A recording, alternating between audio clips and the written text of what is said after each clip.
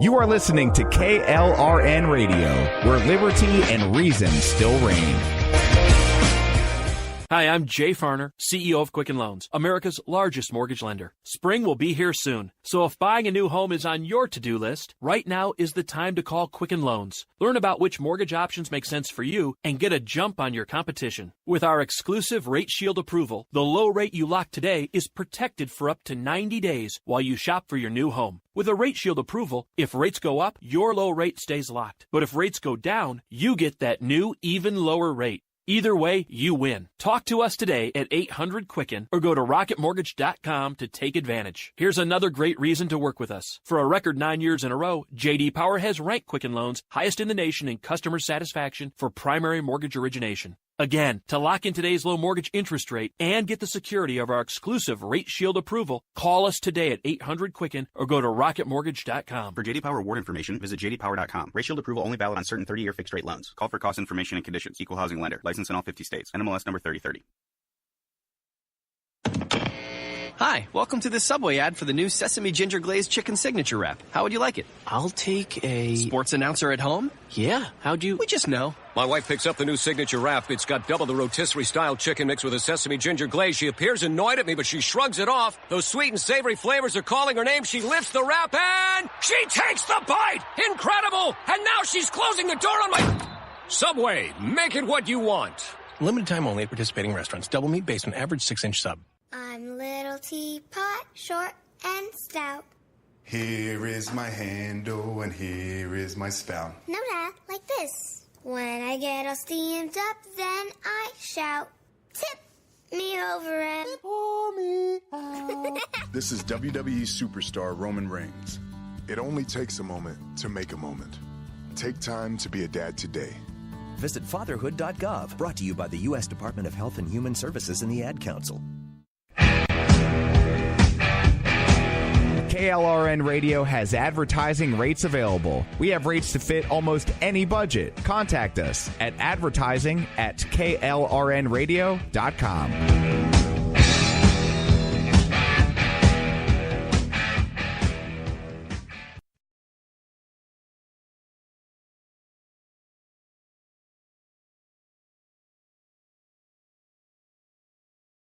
Okay.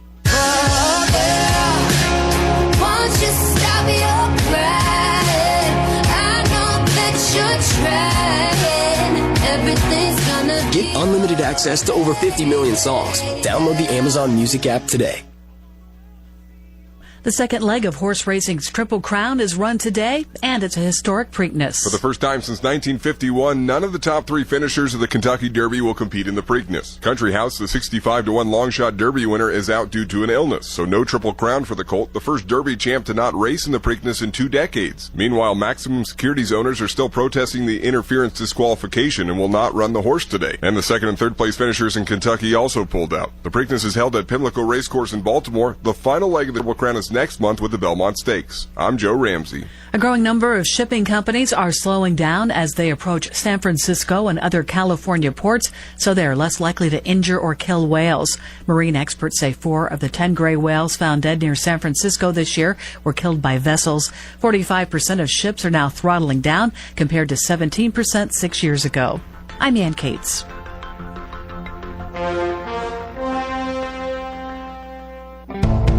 Your old gas yard tools have met their match. Right now, the Home Depot has Memorial Day savings on Ryobi's 40-volt cordless trimmer and blower combo kit, just $159. It has the performance of gas without the hassle. It's 2 powerful tools powered by a 40-volt lithium-ion battery platform.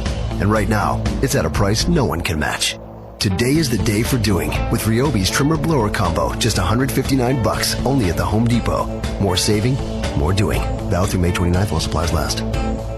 Blue pill, doesn't it? Plus, you won't need an awkward in-person doctor's appointment to get the prescription. Hims has doctors online who can prescribe the medication, and a pharmacy sends it right to your door. It's affordable, private, and incredibly easy. Nobody likes dealing with ED. Now, thanks to Hims, nobody has to. And that's really good news. To get your first order for just $5, you need to go to this exclusive address, 4hims.com/cool. That's 4hims.com/cool for your first month for just $5. 4hims.com/cool. Talk radio's new generation, 1520 KOKC. You're listening to Rise Above Radio. Follow the show at Rise Above KOKC. Be a part of Rise Above Radio at 405-478-1520 and 1-866-530-5662.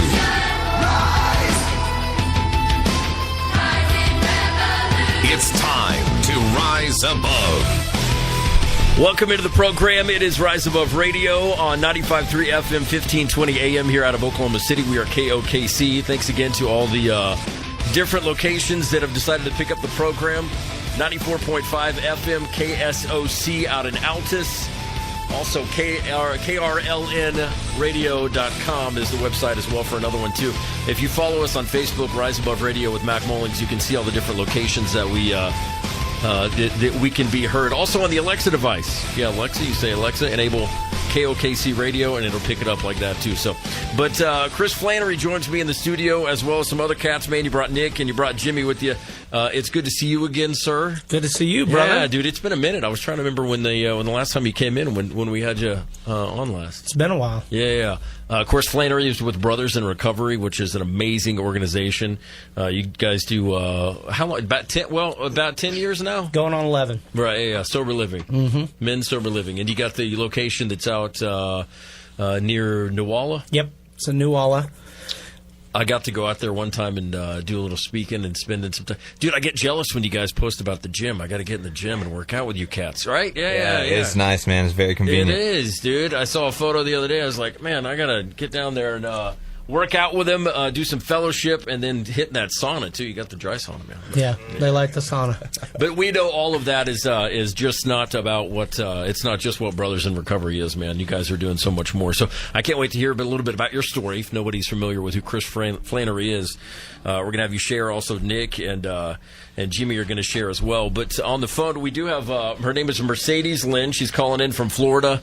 Here's one of my favorite things about how this whole recovery thing works, Flannery, is that I don't really know her at all. I saw she posted on a page about being in recovery, and I could send an email and say, man, I'd love to have you come on and share.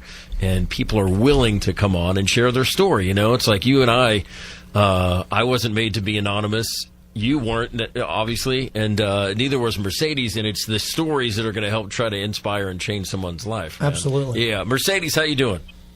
I'm great. How are you? I'm good. Thanks for joining us on Rise Above Radio today. How's everything in Florida treating you? It's going good. It's great. Going well. A great place to live in. Right. Hey, we usually just start with who's Mercedes and what is your story? I know that you're plugged in with a lot of different organizations now. Let's start there actually first. So you work, you basically help people get treatment and help people find sober living and stuff too, right? Correct. Yeah, I work for a place called Foundations Wellness and Recovery. It's in PSL.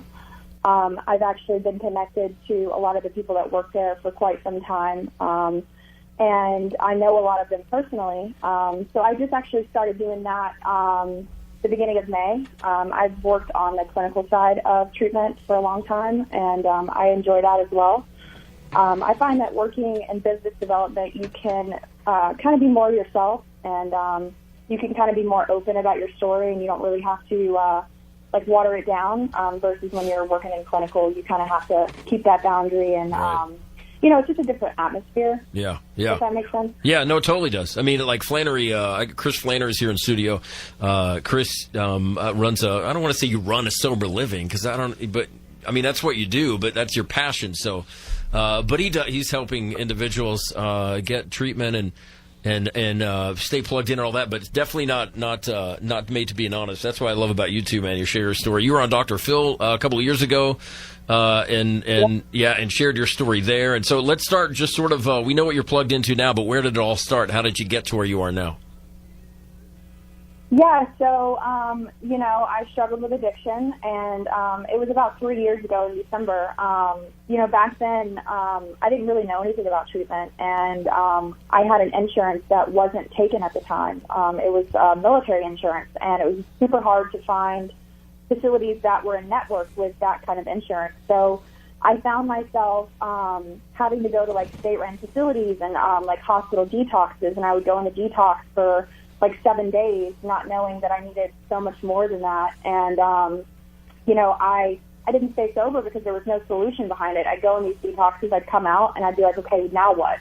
And I would just relapse. So I had plugged in with a few girls from a Facebook group that I was a part of a few years ago, and whenever I would get, you know, obliviated, I would go on Facebook Live. That was kind of like I would just be so out of my mind. And these girls, like, saw me struggling, and they were like, you know, the whole time they were, you know, there was a girl in specific contacting Dr. Phil for, like, months, and she texted and emailed every single day.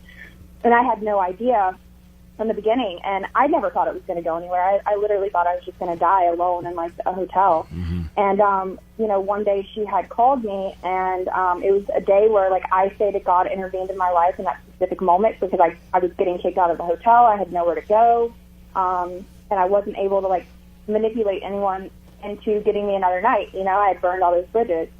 And, you know, they called me. They asked me to send a 2-minute video into Dr. Phil, you know, basically stating why I wanted to come, and then they flew me out like 2 days later. Wow. Yeah.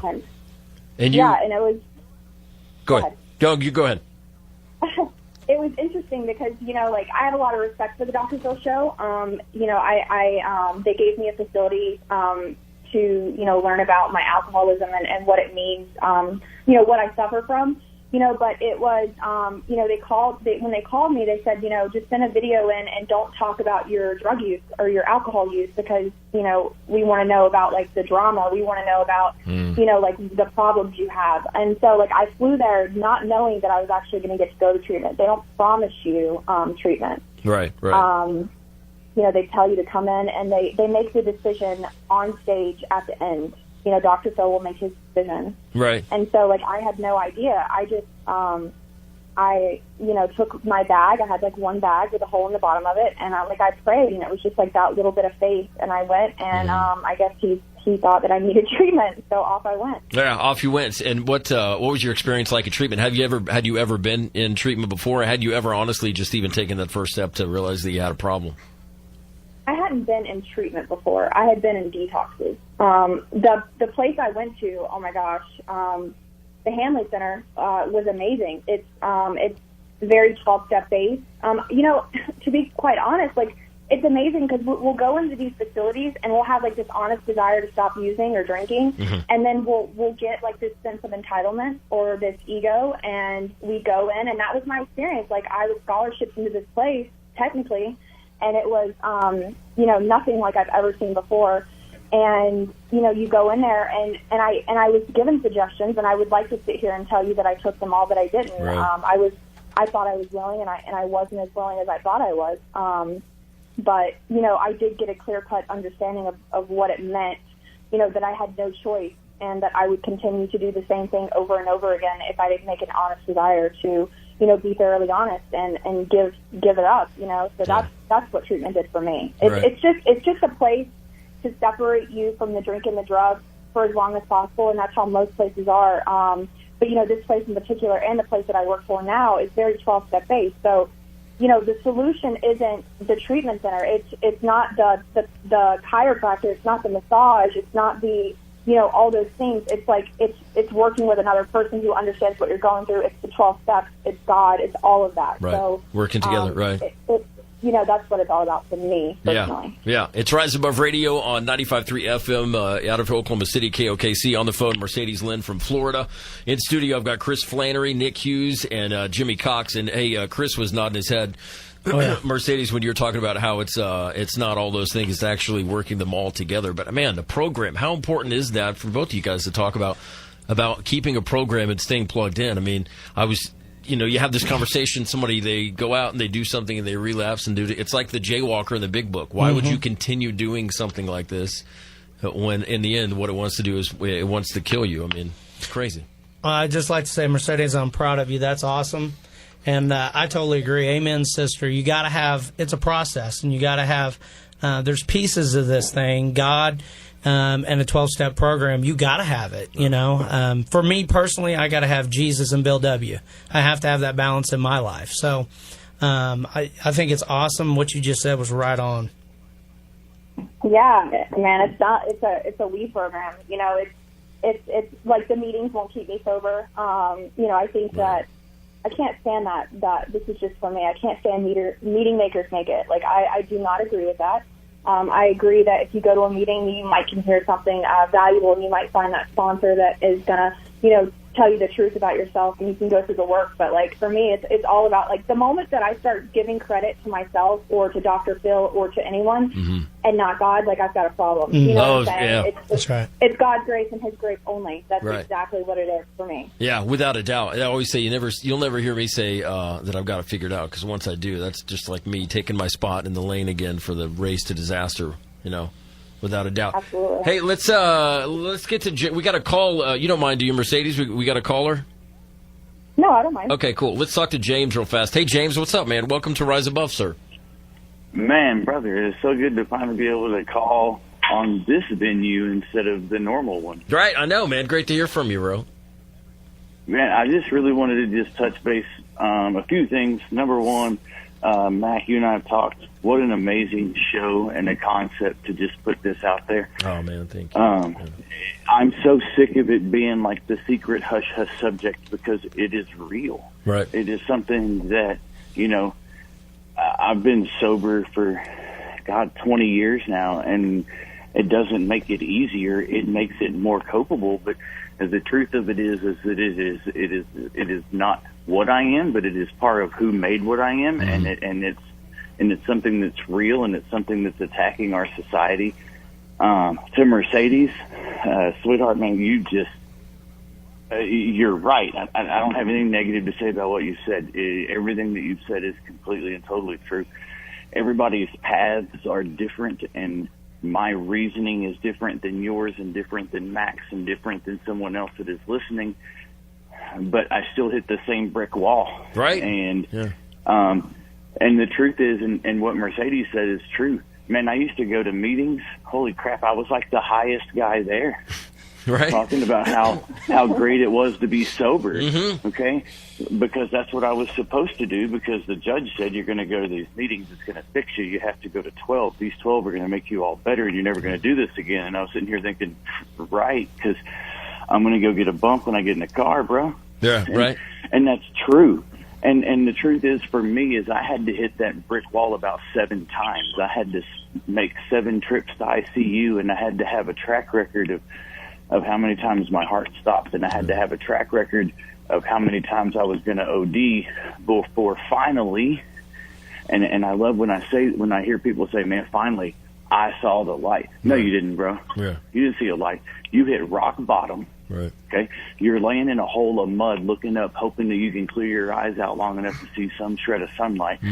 And God swoops in and grabs a hold of you and says, "Okay, listen, man, I'm sick of trying to reach you. Someone grab the crap out of you right now. I'm going to shake you to death." And that's what it took for me. It took me realizing that I could not physically, mentally, or spiritually get any lower than I was at that point.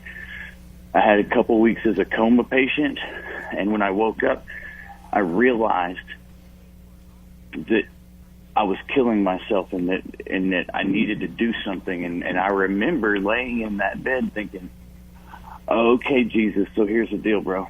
My plan's not working. Yeah. So I'm going to need a better plan." And I ended up going through excruciating rehab. It's painful. It's horrible. It's just, I mean, I don't have enough time to tell the whole story, but at the end of the day, what I want to say is that there's always a brick wall for those of us who finally get there. And if nothing else, from Mercedes' stories and from Mac's story and from mine and from anybody else that has talked, and for those who are listening, you don't have to lay down at that wall. You can climb over the wall, and there are hundreds of us out here that'll help you. Right. Amen, man. So, yeah. So that's just all I wanted to say. Mac, I love you, bro. I love you, bro. You're amazing. I'll get you in the studio so you can share, man. But this is what, those that are there, man, this is what Mercedes, again. I love this, because it's not, I'm just the knucklehead behind a microphone, dude. It's not my show. This is totally God's show. So whatever he wants to do with it. And so obviously James feels like to call in and share, man. Thank you so much, James. I appreciate it, brother. We'll talk to you soon, man. When I just want to Yeah, that's part of it. 405-478-1520, 866-530-5662. It's Rise Above Radio. You can share your story if you want to. Just do a check-in. I was thinking we need to do like a brag on a bro, too. If you got some clean, sober time you want to celebrate, by all means, call in, and we'll do that for sure. So, back to Mercedes. What was your experience like when you went to treatment? Was it 90 days, or how long did you go? Yeah, I did 90 days inpatient treatment. I did about 7 days in detox. I did 90 days residential, which means I did not have a phone for 90 days. And then I did IOP, and then I did OP. And then I went to a sober living. Tell somebody about the withdrawal, the detox, man, because it's not good. I mean, I don't know personally. I don't know what it's like to try to withdraw, say, from opiates or anything like that. But I can tell you, booze. I tried to withdraw at home from alcohol, and I couldn't do it. I went back right out. I walked around the corner of the liquor store and drank again, man. It's hard. Yeah, so I mean, detox. I'm a heroin addict, and I was drinking like 2 liters of vodka a day, and that's why I look so drastically different in my Dr. Phil picture. The withdrawals are hell. I mean, you cannot detox safely from anything, especially alcohol and Xanax and opiates, without medical supervision. It's. I mean, I did not sleep for, I'd probably say, like 3 months, and I'm one of those people that this is just my personal opinion. This is just my opinion. I don't believe that people should come into treatment and take a bunch of meds because we come in depressed, clinically depressed from drinking and using. So I was a big believer in my sponsor told me, why don't you go a year sober or so and see if you need anything. So, it was hell. It's a feeling that, I'll never forget, but somehow we do end up forgetting. You know what I'm saying? Right. It's crazy how we feel a little bit better and then we forget about the pain and the misery. And, I always try to play that tape through from the end, not the beginning, because I want to remember, my last day. You know? Yeah. I love that, too. Chris is nodding his head again. And you guys chime in as well, Jimmy and Nick, whenever you want to. Joe Pello is a good friend of the program, and he's Joe Pello Outreach. But that's one of my favorite things he's ever said is he plays the tape all the way through. You have to. Yeah, all the way through, because it's not like, well, what if I drink and then it will just go from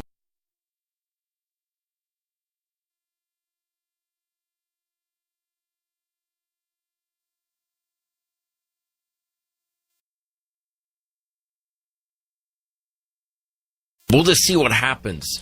Man. Addicts and alcoholics have horrible memories. Right. We forget what it was like. Yeah. We say we'll never go back there again, but we forget quickly. Yeah. Right. And then it will just go from, we'll just see what happens. Man. Addicts and alcoholics have horrible memories. Right. We forget what it was like. Yeah.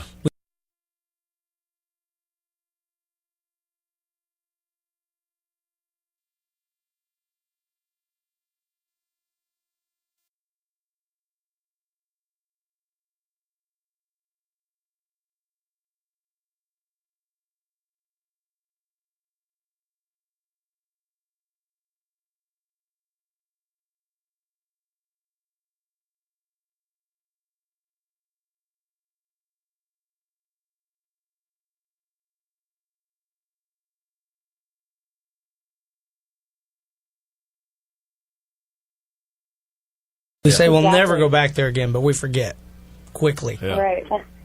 And that's why it's so important to we feel a little bit better, and then we forget about the pain and the misery. And I always try to play that tape through from the end, not the beginning, because I want to remember my last day. You know? Yeah. I love that, too. Chris is nodding his head again. And you guys chime in as well, Jimmy and Nick, whenever you want to. Joe Pello is a good friend of the program, and he's Joe Pello Outreach, but that's one of my favorite things he's ever said is he plays the tape all the way through. You have to. Yeah, all the way through, because it's not like, well, what if I drink and then it will just go from, we'll just see what happens. Man. Addicts and alcoholics have horrible memories. Right. We forget what it was like. Yeah. We say we'll never go back there again, but we forget quickly. Yeah. Right. And that's why it's so important to... with child. And so I was telling him... It's the craziest thing to me is that I used to incorporate daddy-daughter time with happy hour so much, that when I stopped drinking, I would be uncomfortable around my own kid and be like, okay, what are we going to do now? Because normally it would be like Disney movies and Daddy will hang out. It'll be a lot of fun, but let me get something from the liquor store first. And so then, but then you're right, Mercedes, you're totally right. When all that is lifted and goes away, I mean, like even earlier this morning, I woke up and was like, I cannot believe that I haven't drank. I can't believe it. It's crazy because it was so norm for me. Yeah.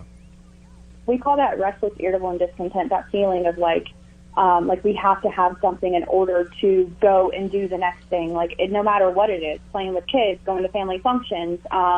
You know, I don't know about you guys, but like I'm the type of alcoholic that like I couldn't show up anywhere unless I felt like that air conditioning was like shut off, you know, so I could like think and like be able to conversate with someone. And if I didn't have that feeling of, you know, like everything was okay inside, like I wasn't going to be productive at all. And in the end, I wasn't, you know. So, yeah. I mean, I have 2 kids, you know, I know how that is. Right. So. Yeah. Yeah. You got the kids and it's the matter of trying to do it. You know, Chris, what do you say when somebody says, well, I've got to do it for my kids, or I got to do it for, you know, my mom and my dad or whatever it is. But really, ain't going to work. Yeah.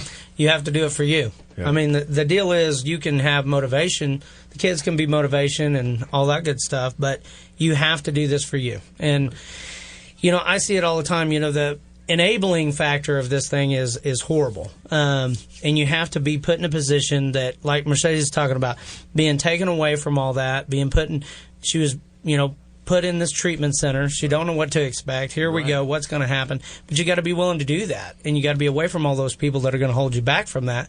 But you know, I have a young man that got out of the house not too long ago. He's got a 6-year-old or 7-year-old little girl. He just had a newborn baby. Just got married. But he knew coming in he had to do this for him. He couldn't do that for them. Yeah. And he told his girl, you know, you have to have a program for yourself, because I can't be enabled. We can't continue down this path. And I think that's great. I think that you have to be put in that position. I have to do this for me. Because Chris don't even have a drug and alcohol problem. Chris has a Chris problem. Right. And my ego wakes up an hour before I do and plans my day for me. Right. So if I don't hit my knees and get right with God and let him plan my day, I'm in big, big trouble, because my ego wants me to be destroyed. That's the way my brain works. So I have to get right and surrender myself daily to this thing. Right. It's not a magic wand that happens, but you have to decide you're sick and tired of being sick and tired. I'm going to make the point today to do something different with my life. And you can find sobriety under a rock if you're looking for it. Right, yeah. But there is so many people, like your caller said, there's so many people on the other side of that wall that wants to help you. There is thousands out here just wanting, because we can't do this by ourselves. But you have to want it for yourself. You can't do it for anybody else but you. Right. Amen. You know, we're on Facebook Live. KOKC Radio is the Facebook page. It's been shared out a lot of places. If you dig it, please do share it out. We're just trying to spread some hope. We're trying to inspire, not impress. But Toby on Facebook Live says, our kids never got or kept us clean before. I do get to have a relationship with them through recovery, though.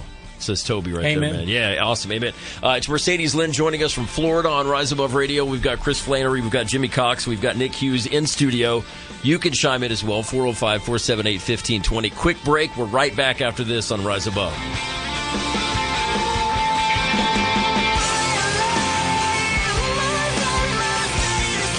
Talk radio's new generation. KOKC. It's Mower Mania all month long at Newcastle Casino, where we're giving away over $25,000 in cash and prizes. Join us every Friday in May from 2 p.m. to 10 p.m. for a chance to win a share of $2,500 in cash. And one lucky winner will walk away with a brand new John Deere zero-turn mower. See Casino for official rules. May is the time for Mower Mania, and it's only at Newcastle Casino. I-44, exit 107. For stress, anxiety, irritability, or depression, stop at Meridian Avenue Nutrition, 1321 North Meridian Avenue. You'll find the best quality L-tryptophan, 5-HTP, and CBD oils. For pain, inflammation, nerve, or joint health, try UltraCur, UltraHemp, and UltraCur Pro, a new form of curcumin developed and made right in OKC. And for your dog, try Ultra Canine. Stop at Meridian Avenue Nutrition, 1321 North Meridian Avenue, or call 943-6000 or 800-221-4973. Are you ready for FlexStack Advanced? Men, welcome to the show. It's a winner take all. Who will have the strength? Who will have the drive? Who will win the battle? Well, the answer just might be who uses the new most advanced FlexStack ever. Only found at Draper Family GNC. Packed with clinically tested Testofen, shown to raise your free testosterone, giving you raw power, extra energy, and helping you burn off that stubborn body fat. The new formula has 2 newcomers to the show, Black Maca, which just might give you that libido boost you've been looking for, and boron citrate, a scientifically studied ingredient to help you power through the day, shooting up your testosterone while suppressing that nasty estrogen. Men, it's time to win the game. Get to Draper Family GNC and get started today with our new and strongest ever FlexStack Advanced.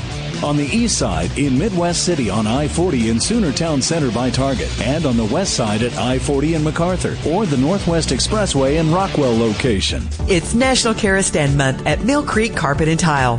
Only Karastan creates woven and tufted carpets with timeless design choices and fresh colors, all at the lowest prices of the season. Now through June 3rd. Why wait to get your cash back with a rebate when you can save money up front with the best deals and the lowest prices of the season at Mill Creek?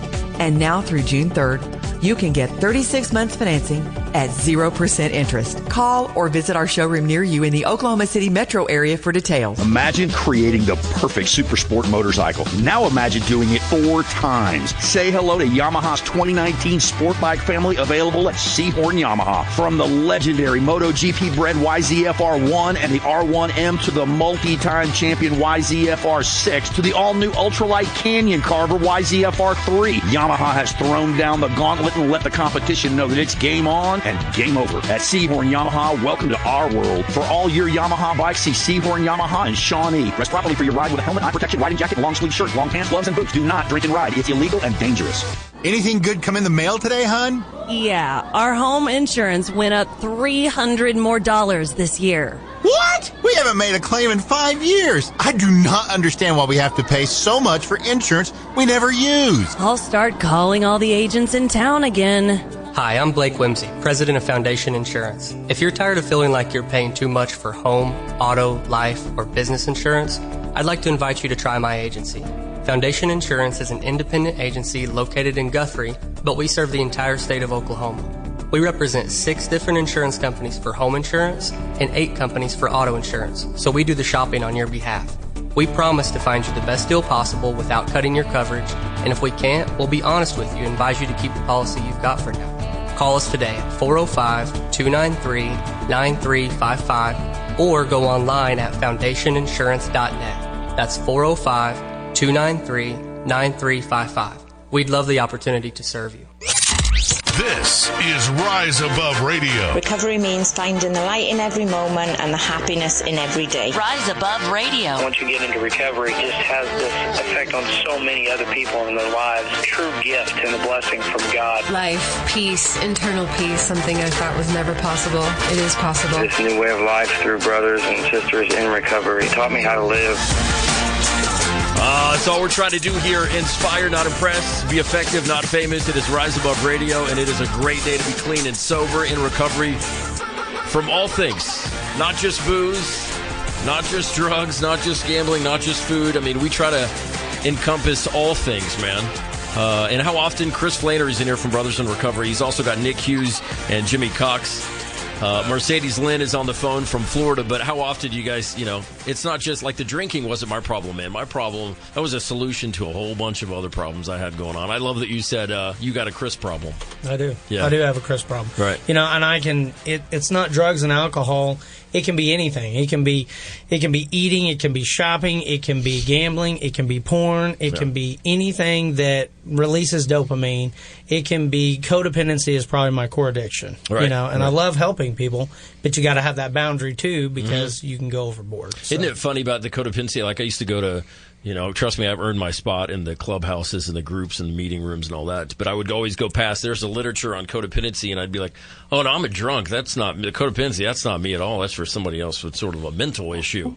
Yeah, we've all got codependent right. problem. Totally wrong. Totally wrong. Mercedes, is that one of the things you had to realize that the drinking and the drugging really was just a solution to a lot of things that you had to deal with? Yeah, alcohol is a symptom. That's right. Right. Yeah. Right. You know, I can create chaos, you know, just as easily sober. I find that actually, you know, I wake up untreated every morning. You know, like Chris said, I have to give it over. Mm-hmm. But yeah, it's not the drugs and the alcohol. It's, and that was like the defining moment for me. Is like when I figured out that I had a me problem, and that you know, I used drinking and drugging and other things to get outside of myself. It was like a shocker. It was like an epiphany. Right. Yeah. Because that's like me. I thought that, well, I just can't stop drinking. But really, what was going on underneath it is I had low self-esteem. I felt inadequate all the time. I didn't know how to grieve, you know. I mean, good grief. But well, there you go.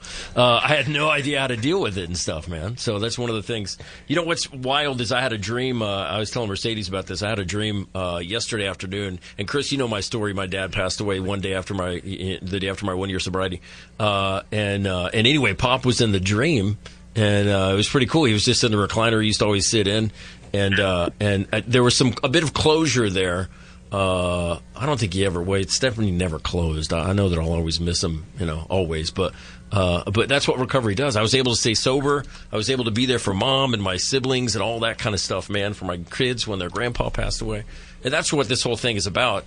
Life still comes as it happens, but it makes it a lot easier to deal with things. We still have trials and tribulations. Don't get it twisted, but you can deal with life on life's terms. Right. Yeah. I mean, you can speak to that too, Mercedes. I know that you're busy trying to find the place for someone to get treatment where they need to go. And we actually had somebody did post on Facebook. Can you reset where you actually went? They wanted to know where you went to get treatment and everything.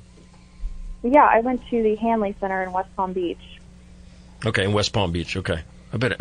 Yeah, that's definitely. I've never been to Florida, bro. Have you been to Florida? I've been to Florida. I was high as a kite, but I've been to Florida. Yeah. I was just saying, I could probably get in some stuff with some things in Florida, man. Yeah. I was into a lot of things in Florida. Yeah. Not good though. No doubt. You know, the show here, we always try we want to try to not only talk about and spotlight those that are in recovery and say the great things about it, but also, you know, my wish is if we could just talk to that one person that's still out there.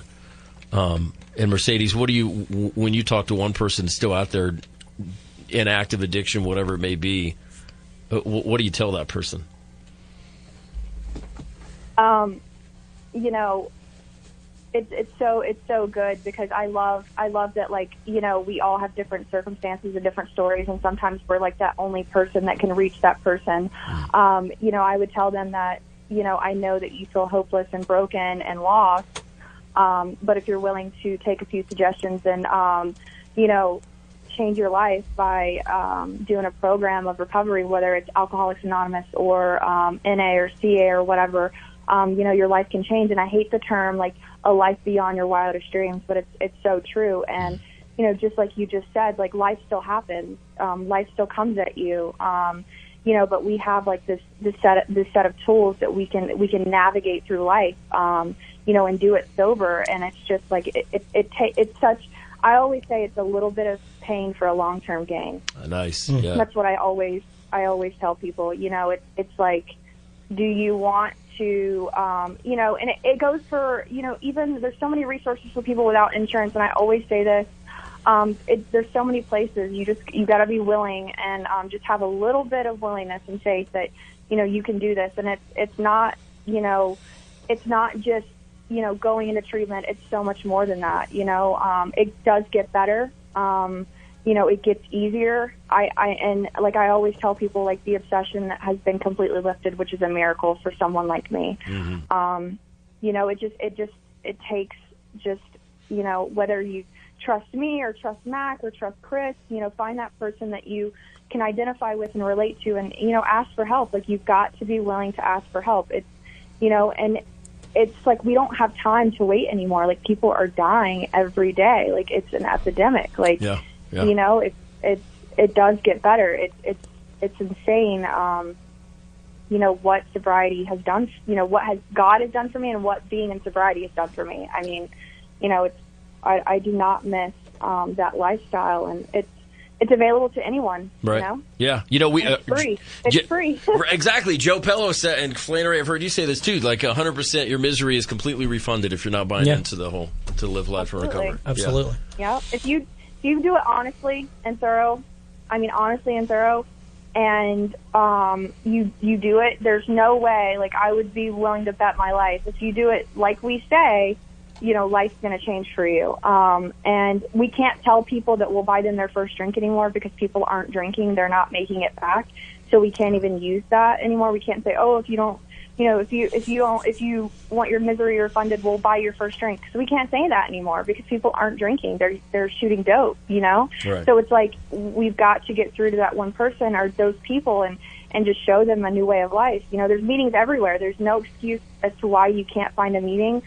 There's no excuse for me. Like, I have so many resources for places with Medicaid or CareSource or no insurance available to people. So that's not an excuse either. You know, it's just about how ready and willing you are and, you know, taking that leap of faith. Yeah. You know, I was telling my daughter just the other day, just an example of, you know, you can lead a horse to water, but you can't make him drink. And it's so cliche, but it's so true.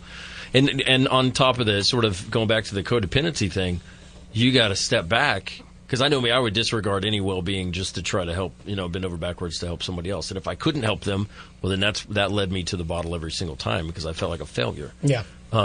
So you do have to kind of guard your sobriety but it's in recovery. But it's hard when they don't want it, man. You got to have that balance. Yeah. You got to, because you can overdo it real quick. Yeah. And I have. Right.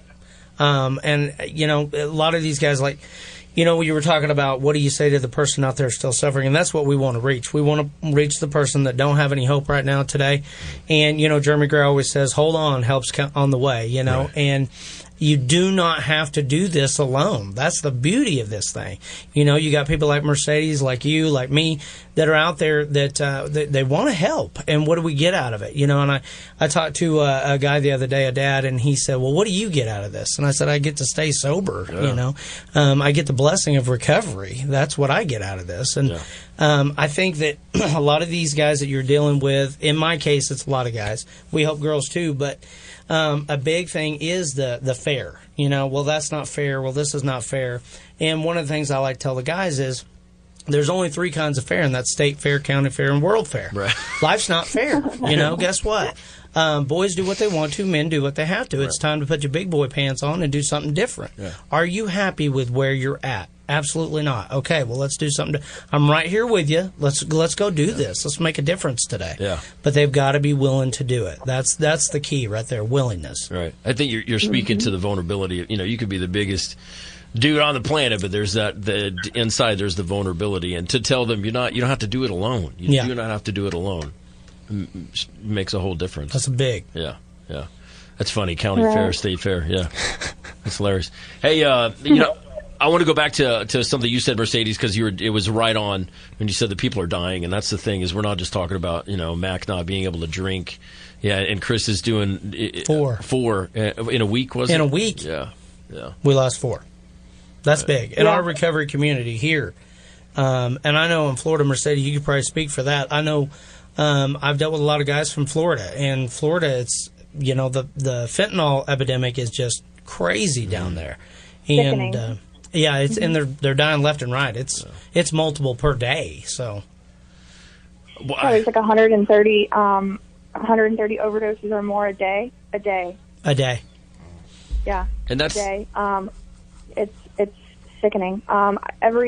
And, you know, I don't know, for me personally, I never become numb to it. I'm not in that, I don't know if it's because I haven't been around long enough or, you know, I've worked in the treatment industry, but there's not a numbness to it that I see. It's like, what can I do to help? You know, like, how can I help? You know, I've overdosed twice, you know what I'm saying? It's a real thing. Like, you know, we're not just talking about drinking anymore. We're talking about kids shooting dope and not coming out of it. We're talking about, you know, people are walking around with Narcan around their neck down in South Florida. Like, that's what it looks like down here. Yeah. Treatment centers are having to wear Narcan around their neck, you know, and that's sad. And, you know, that's just where it's at for me. And it's terrible. It's absolutely horrific. And, I mean, you're literally committing a death. You might as well, like, you're killing yourself, like, intentionally. You know, like, it's known that, like, you know, heroin is not heroin anymore. And, you know, I posted something on Facebook yesterday about, you know, how much carfentanil can kill you. And I'm not going to go into it, but, there's just not enough people who have a clear understanding that this is a disease, not a choice, and there's not enough being done about it. And legally, they only have to Narcan you one time. Really? Yeah, just legally? Yeah, they legally only have to Narcan you one time. I have not been Narcaned only once. I have not heard of very many people being Narcaned only once. It's like it takes several doses, but legally they only have to give you one dose. Oh, yeah.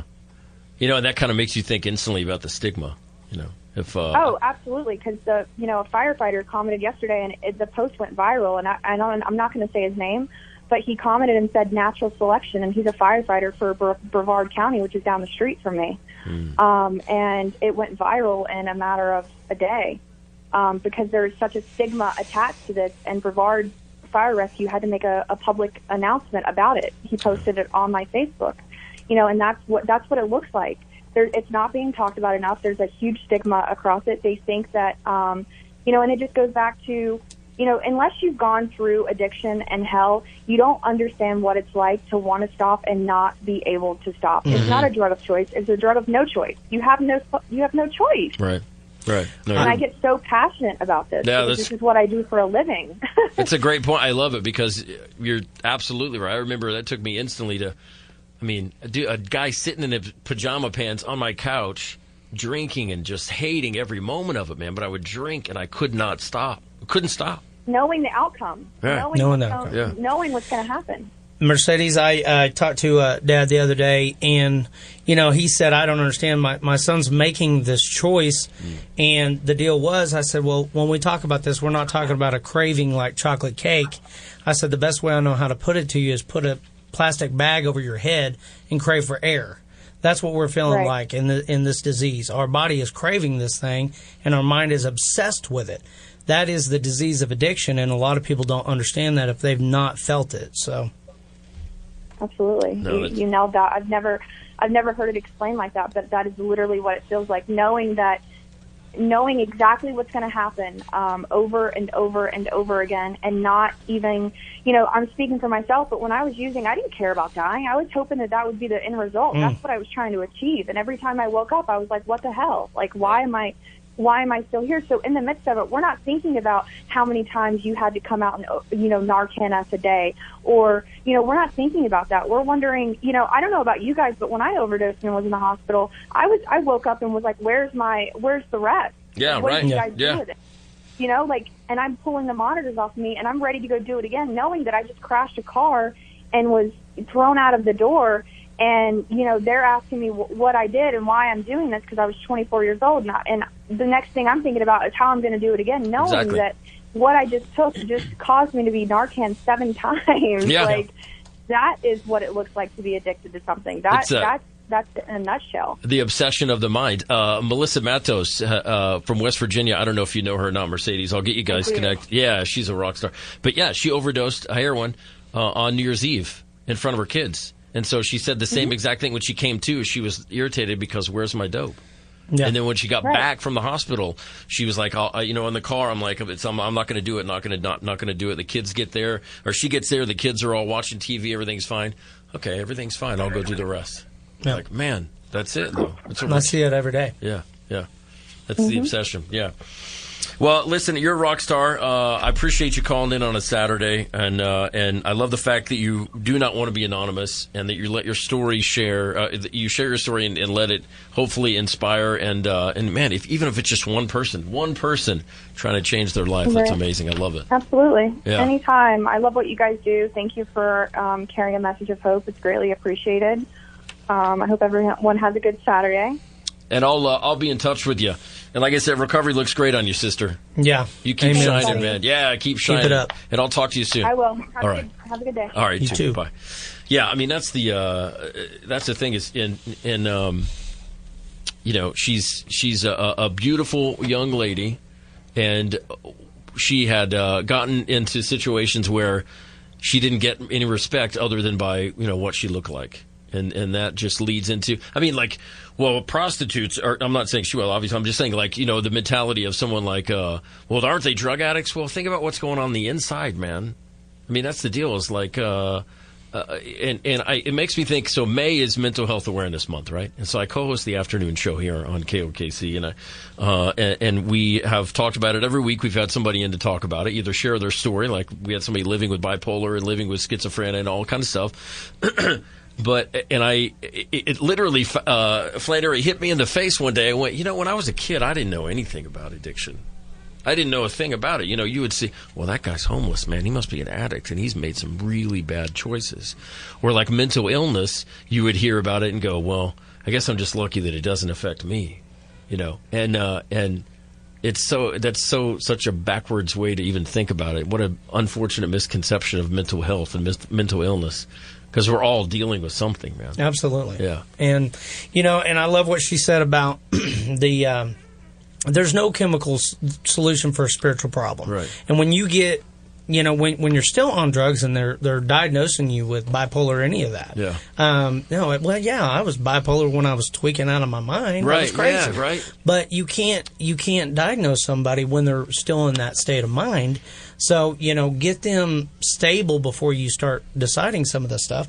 And I've worked with a lot of dual diagnosis, and there are some people that need other medications for what they're going through. But you also got to realize that I've been around extreme depression, manic depressives, and it's got almost the same effect as methamphetamine. And you've got to know, where you're at and what you're dealing with. Yeah. So, but it's not the guy under the bridge anymore. Right. Yeah, it can be. And I work with a lot of homeless too, but this is the lawyer or the doctor or whatever also. Mm-hmm. These days it doesn't matter. It does not discriminate. Right. And what does a drug addict look like? Well, everybody. Right, exactly, man. Yeah. It's the we all go to different events and see elected officials or someone who's of notable stature, and I can't tell you how many times I'll get a handshake and say, man, me too.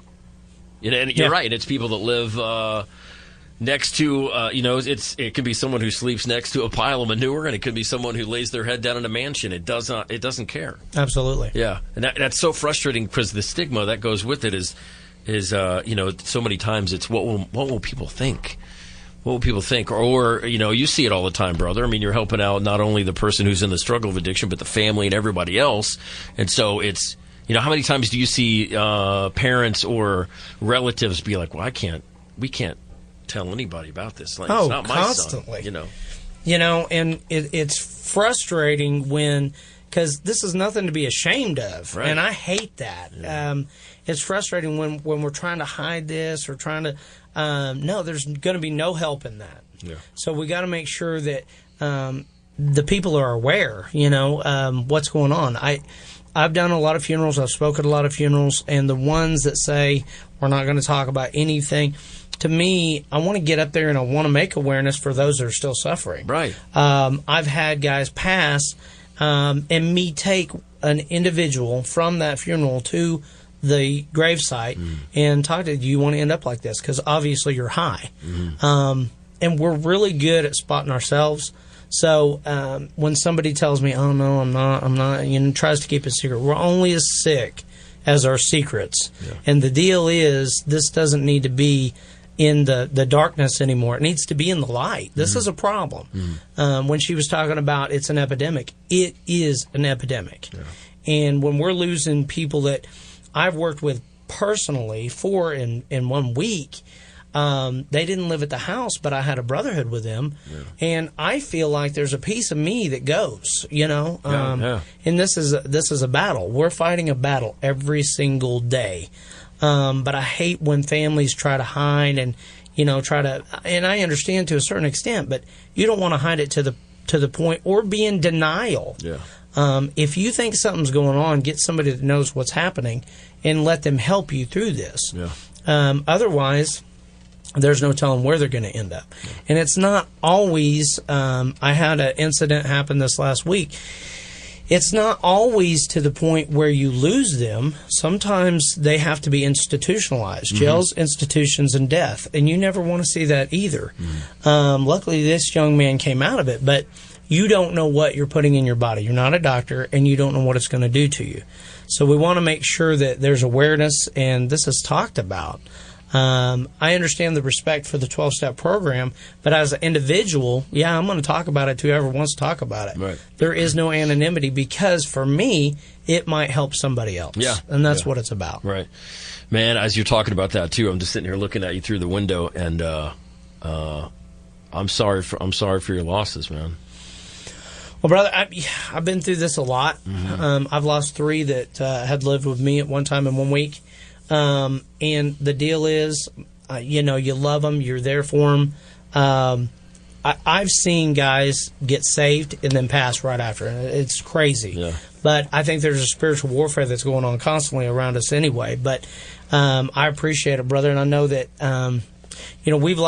we've both lost guys that we know. Yeah. And I think what you're doing is amazing. You're on the front lines with this thing. Thank you. And you got the mic, you got the voice, you're telling it how it is, and it needs to be done. So yeah. Well, thank you. Because that, like I said, that's the deal. It's hard to explain other than the fact that people are dying. Yeah, no longer here. I mean, moms are losing their kids, their sons, their daughters. Kids are losing their parents. I mean, and she nailed it when she was saying, these days you don't know what's in anything either. I mean, look, you can go on Netflix or whatever and watch any documentary about drug dealers, and you'll see they don't care what's going on. With the bandanas on their face, covering their voice is altered, modified, but they don't care. They'll tell you, everybody wants the fentanyl. I'm selling the fentanyl. And that's the unfortunate thing is, like you said, it's an equal opportunity destroyer. So it can be a dude who just going to get a fix while he's on the way to the golf course and he doesn't make it. And, I'm going to go ahead and say this. The fentanyl, we know where the fentanyl stands in this whole thing. We know how bad it is. Yeah. But there's other drugs out there that they're buying at head shops and everything else. Yeah. That they're getting addicted to. Right. And, Kratom is one of them. I deal with the Kratom stuff all the time. Yeah. I can get past drug tests, or I can do this, and I'm using it to get off of opiates. There's no chemical solution for a spiritual problem. Yeah. You're trading one drug for another, and that's just one of them, but there's many drugs out there that they try to trade one for another. There's no sense in that. Mm-hmm. If you're going to be in recovery, there's a difference to me between sobriety, which I'm not drinking or drugging anymore, and living in recovery, which is a total change of behavior. My total life has changed. And, what she was talking about, I can be sober and be a goofball. Right. I do a lot of crazy things sober. So it's a total different mindset of living in recovery than just being sober, because my behavior can stay the same in sobriety. Yeah. So to me, there's a big difference between just being sober and living in recovery. Yeah. I told you last week I got an email from someone who's expressed their displeasure and disapproval for the show. Here, and then also, just other things or whatever. And I was like, oh, wow. Good morning, Mac. Here's the correspondence about, how bad you suck.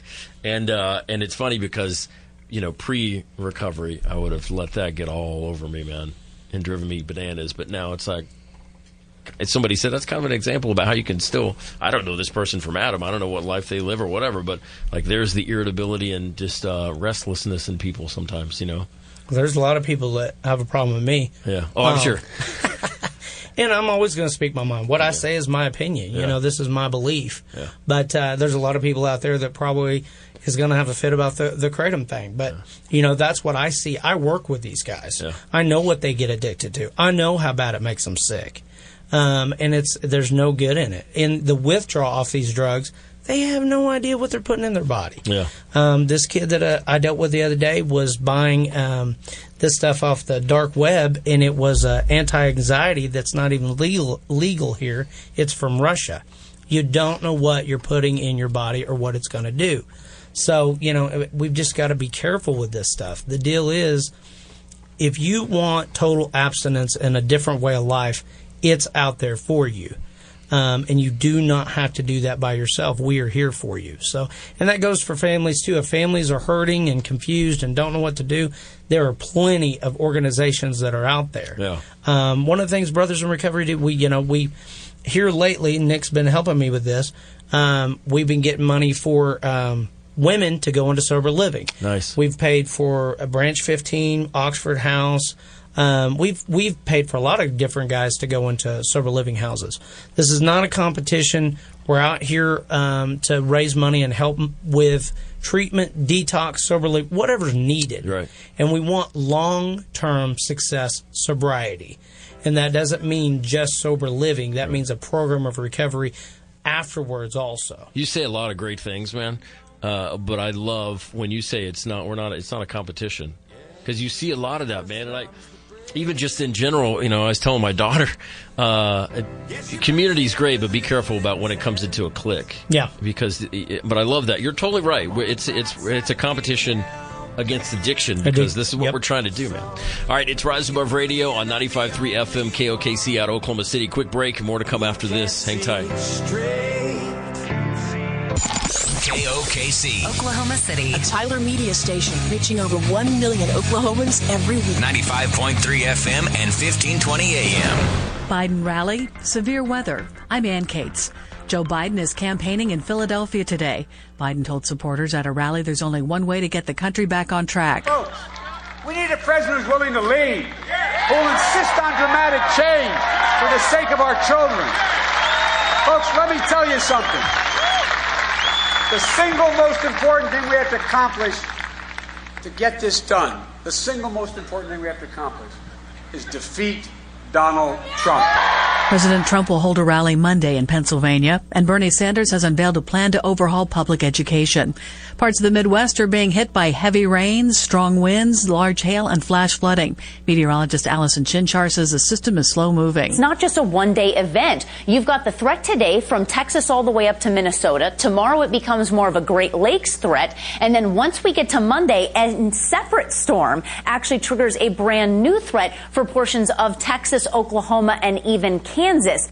Parts of Montana and North Dakota could get a dusting of snow. Today marks 1 year since a gunman opened fire in the halls of Santa Fe High School outside Houston, killing 10 people. Hours after last year's shooting, Texas Governor Greg Abbott vowed to make Texas schools safer for students. It's time in Texas that we take action. Santa Fe students and parents met with lawmakers and the governor to discuss the best ways to harden schools and provide students more mental health resources. Some changes and regulations were decided on by the school districts, but gun laws lie in the hands of legislators. Some political experts believe Republicans want to avoid votes that could be viewed as anti-gun. Texas is a state with more than 1 million people licensed to carry a firearm. The legislative session ends May 27th, and advocates on both sides of the gun debate keeping a close eye on the state Capitol. Clayton Neville, Dallas. I'm Ann Cates.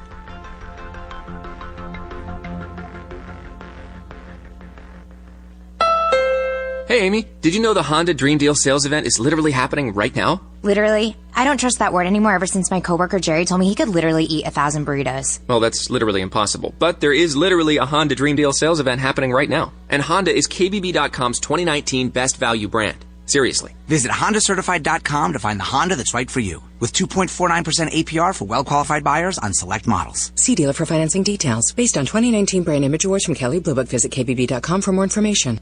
You work hard and you play hard. And let's face it, sometimes it hurts. So stick it to the pain with the Tiger Balm Pain Relieving Patch. It's convenient to apply, and the hydrogel technology sends Tiger Balm's proven pain relief right to your aches and pains. It's soothing, safe, and long-lasting. Made from a blend of herbal ingredients, Tiger Balm is trusted pain relief for everyone. So whatever your age or lifestyle, roar back with Tiger Balm. It works where it hurts. Available at stores everywhere. Kim Kardashian and Kanye West have announced the name of their newborn son. Kardashian West took to social media to release the name she and her husband have chosen for their fourth child. Psalm, as in the Book of Psalms in the Old Testament. Psalm is the couple's second son. A photo of the boy nestled in a crib came in the form of a text message screen grab with her husband that called it a beautiful Mother's Day. Psalm is the second child to be born via a surrogate because of a potentially life-threatening medical condition that complicated Kardashian West's 2 pregnancies. The baby joins 5-year-old sister North, 3-year-old brother Saint, and 15-month-old sister Chicago. I'm John Stolnis. The second leg of horse racing's Crown Jewel takes place today. The Preakness in Baltimore will be run without the Kentucky Derby winner for the first time since 1996, ending any prospects for a Triple Crown. A large crowd is expected at the 149-year-old Pimlico racetrack. I'm Ann Cates. At At Indeed, we believe a resume is a great way to see an overview of a candidate, but you're not hiring a resume, you're hiring a person. That's why Indeed offers tools that help bridge the gap between a candidate and the resume, like skill tests, which let you actually see a candidate's abilities in action to make sure they're a good fit for the job. See beyond the resume with Indeed. Experience Indeed for yourself today and get a free sponsored job upgrade on your first posting at Indeed.com/promo. Terms and conditions apply. With Amazon Music, a voice is all you need. Won't you stop your crying? I know that you're trying. Everything's gonna be okay. Alexa, play Maren Morris. Okay. Oh, girl, won't you stop your crying? I know that you're trying. Everything's gonna be Get unlimited access to over 50 million songs. Download the Amazon Music app today.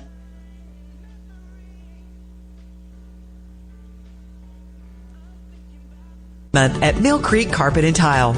Only Kerastan creates woven and tufted carpets with timeless design choices and fresh colors, all at the lowest prices of the season, now through June 3rd. Why wait to get your cash back with a rebate when you can save money up front with the best deals and the lowest prices of the season at Mill Creek? And now through June 3rd, you can get 36 months financing at 0% interest. Call or visit our showroom near you in the Oklahoma City metro area for details. This is Rise Above Radio. Recovery means finding the light in every moment and the happiness in every day. Rise Above Radio. Once you get into recovery, it just has this effect on so many other people in their lives. True gift and a blessing from God. Life, peace, internal peace, something I thought was never possible. It is possible. This new way of life through brothers and sisters in recovery taught me how to live. All right, welcome back into the program. You can contribute to the conversation, 405-478-1520, 866-530-5662. Facebook Live, Rise Above Radio with Mac Mulling. If you like it, share it out. Help us spread the word. That's all we're trying to do here is just we're aiming to inspire, not impress. Be effective, not famous. And as my buddy Chris Flannery with Brothers in Recovery says, it's a competition against addiction. And so we're all standing up on the front lines trying to tell people there's a better way, man. I mean, how frustrating is it when you sit there and think about, well, are you mad at it? Did you get mad at addiction? Oh, yeah. Yeah. It's taking my family. Right. Yeah. My brothers and sisters. So, yeah, I get very angry. And the thing about it is I get angry that there's so much help out there. Yeah. And, there's no sense. There's no sense in losing. You know Donna Woods? She says not one more Oklahoman has to die from addiction. She's absolutely right. Right. There's so many organizations and so much help out there right now. Yeah. And we try to find the best place for that person. And, I work real close with Rob's Ranch. I try to get down there at least once a week. We take meetings down there. Yeah. Avenues, and there's some others that we work with. Stonegate is a awesome treatment facility. And we just sent one down to Last Resort, which takes chronic relapsers. And, it's just there's so much out there that's possible. Yeah.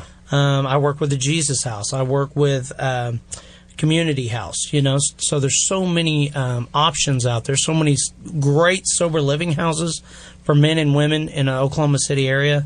There's no excuse not to get the help.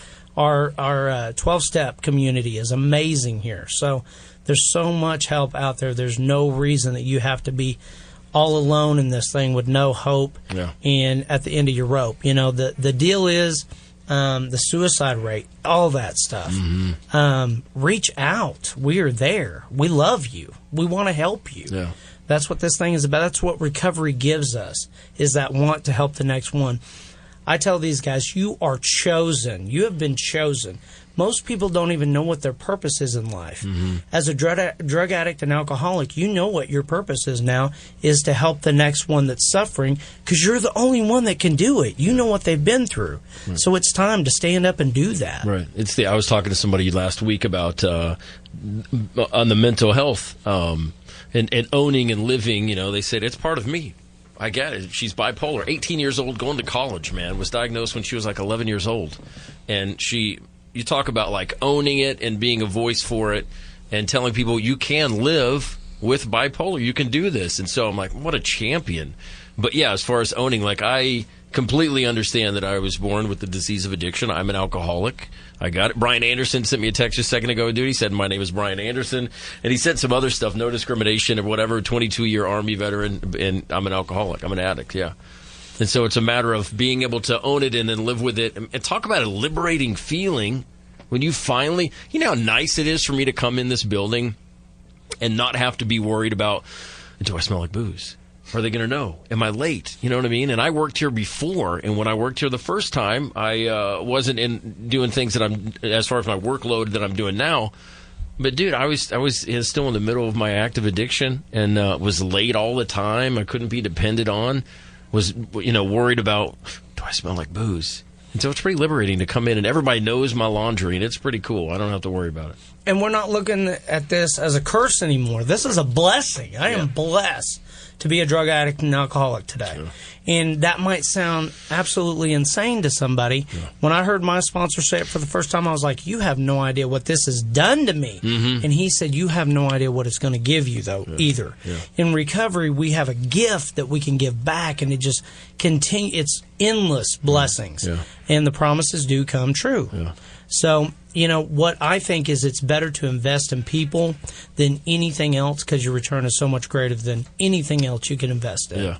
That's Chris Flannery, Brothers in Recovery. He also brought along Nick Hughes and Jimmy Cox. We'll talk to those cats in just a second, too. But you're talking about just the promises and everything gets better. And Katrina is calling in from British Columbia, and she can actually attest to that because your life in recovery has been nothing short of miraculous. Right, sister?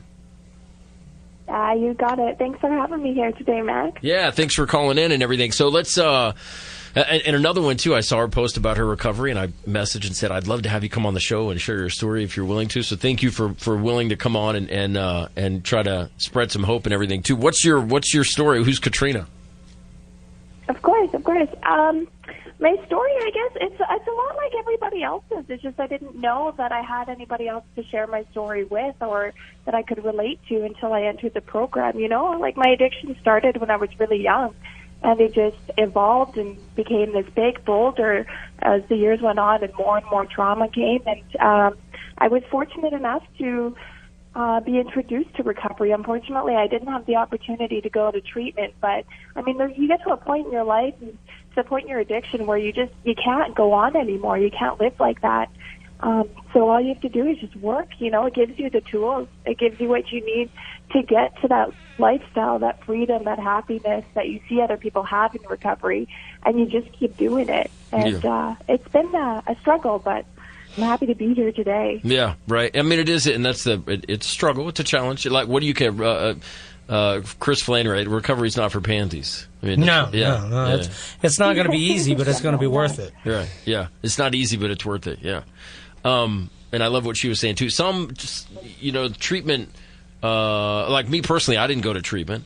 I spent 2 days in a mental unit, and for me, that was like, okay, I get it. Yeah. But the rock bottom was still, everybody's rock bottom is different, and some people don't have to hit a rock bottom. I mean, there's some, the chosen ones that figure it out before they lose gigs, lose relationships, lose money, and all kinds of other things too. But I mean, what was your rock bottom, Katrina, when you finally surrendered? How was it? Just got you into a downward spiral? I had a lot of rock bottoms. Right. There was always times where it's just I woke up the next day and I thought, man, I'm happy to be alive today. Mm-hmm. But after years of doing it, I think I've lost so many people to overdoses, to fentanyl, to experiment, suicide. Like it's driven so many of the people that I've surrounded to 6 feet under, and I just couldn't keep watching the people around me do that. And I knew that if I was going to stay in this lifestyle, that everybody that I had, everybody that I loved was using, and it wasn't going to end up pretty. It was just this continuous cycle, and it was heartbreaking, and I didn't want to do that to my family. I didn't want to do that to myself. Yeah. And just when I thought I could do it on my own, 6 months later, I relapsed. Mm-hmm. When I woke up the next day, I thought, wow, like my body's lucky that I sustained life after that. Right. You adjust. You can't you can't do what you used to do after so long of sobriety. Like, you just don't have that tolerance anymore. So when I woke up, I was pretty happy, and I thought, okay, today's the day I'm going to change my life. Right. From now on, Katrina joins us from British Columbia. I want to go back real fast to, so when everybody around you had lost friends and everything to overdose and just addiction, how did you handle the grief? Was your solution to go out and to keep using? Yes, absolutely. Right. I didn't know how to deal with that. I had, beyond losing my friends, my family to it, I had my own stuff that I should have been dealing with, and the easiest way to suppress everything was just drinking, right. You know? Yeah, I asked that because for me it was, and even going back to when I was 19, I had a best friend of mine, he passed away from a car accident, and so, in reflection, I go, man, there's another example of how grief, I had no idea. What do? You get with your buddies, you all cry, and then you get hammered. And then okay, well, we've moved on. We're good from that now. And then the same thing with a grandmother, man, the next year. And then, so it's like, I never knew how to grieve. And at a moment it's just another excuse. Right. Yeah. I didn't really, I always say I couldn't keep a date book or a calendar, but I could actually always find time to drink. I could fit that in pretty well. Yeah. Isn't that true? Yeah. Flannery, you had something you were going to say? Well, you were talking about, getting with them and drinking. Today, when we lose a brother, we can get together in remembrance, and we can pray. We can celebrate their life. Jimmy's lost 2 good friends in 1 week, and we went to the funerals. And, that's the thing, is we get together and we mourn them in an appropriate way. But, yeah, I used to do the same thing. I'd lose a friend, and it was... Well, that was just another excuse, or the sun was shining, whatever I needed. Right. I just make up stuff if I had to. But today we can do this in an appropriate way, what we consider an appropriate way, and mourn our friends. So, I was saying I used to look at alcohol for me as sort of like a way to accommodate or assist me in my grieving and everything. And all it would try to do is, erase the feelings and all that.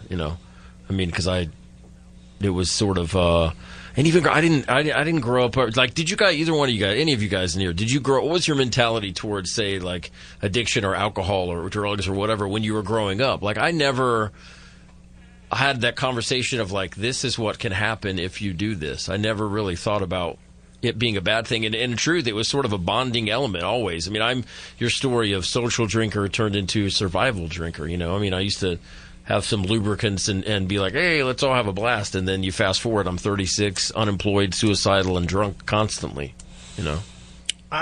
For me, it was drinking. And then if you did drugs, you're a loser. Right. Right. I just Isn't drank that funny? Yeah. That's until the night that I got real drunk and I tried meth, and then it was parties on. And so when I got to treatment, I'm a meth addict, in my mind. You're smoking crack?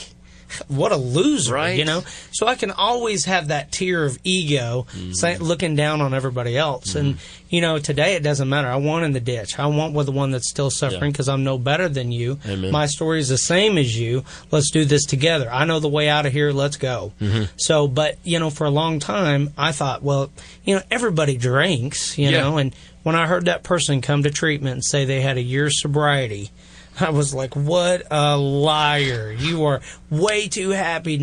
You're not even drinking a beer. And today, I'm very dramatic. These guys can affirm to that.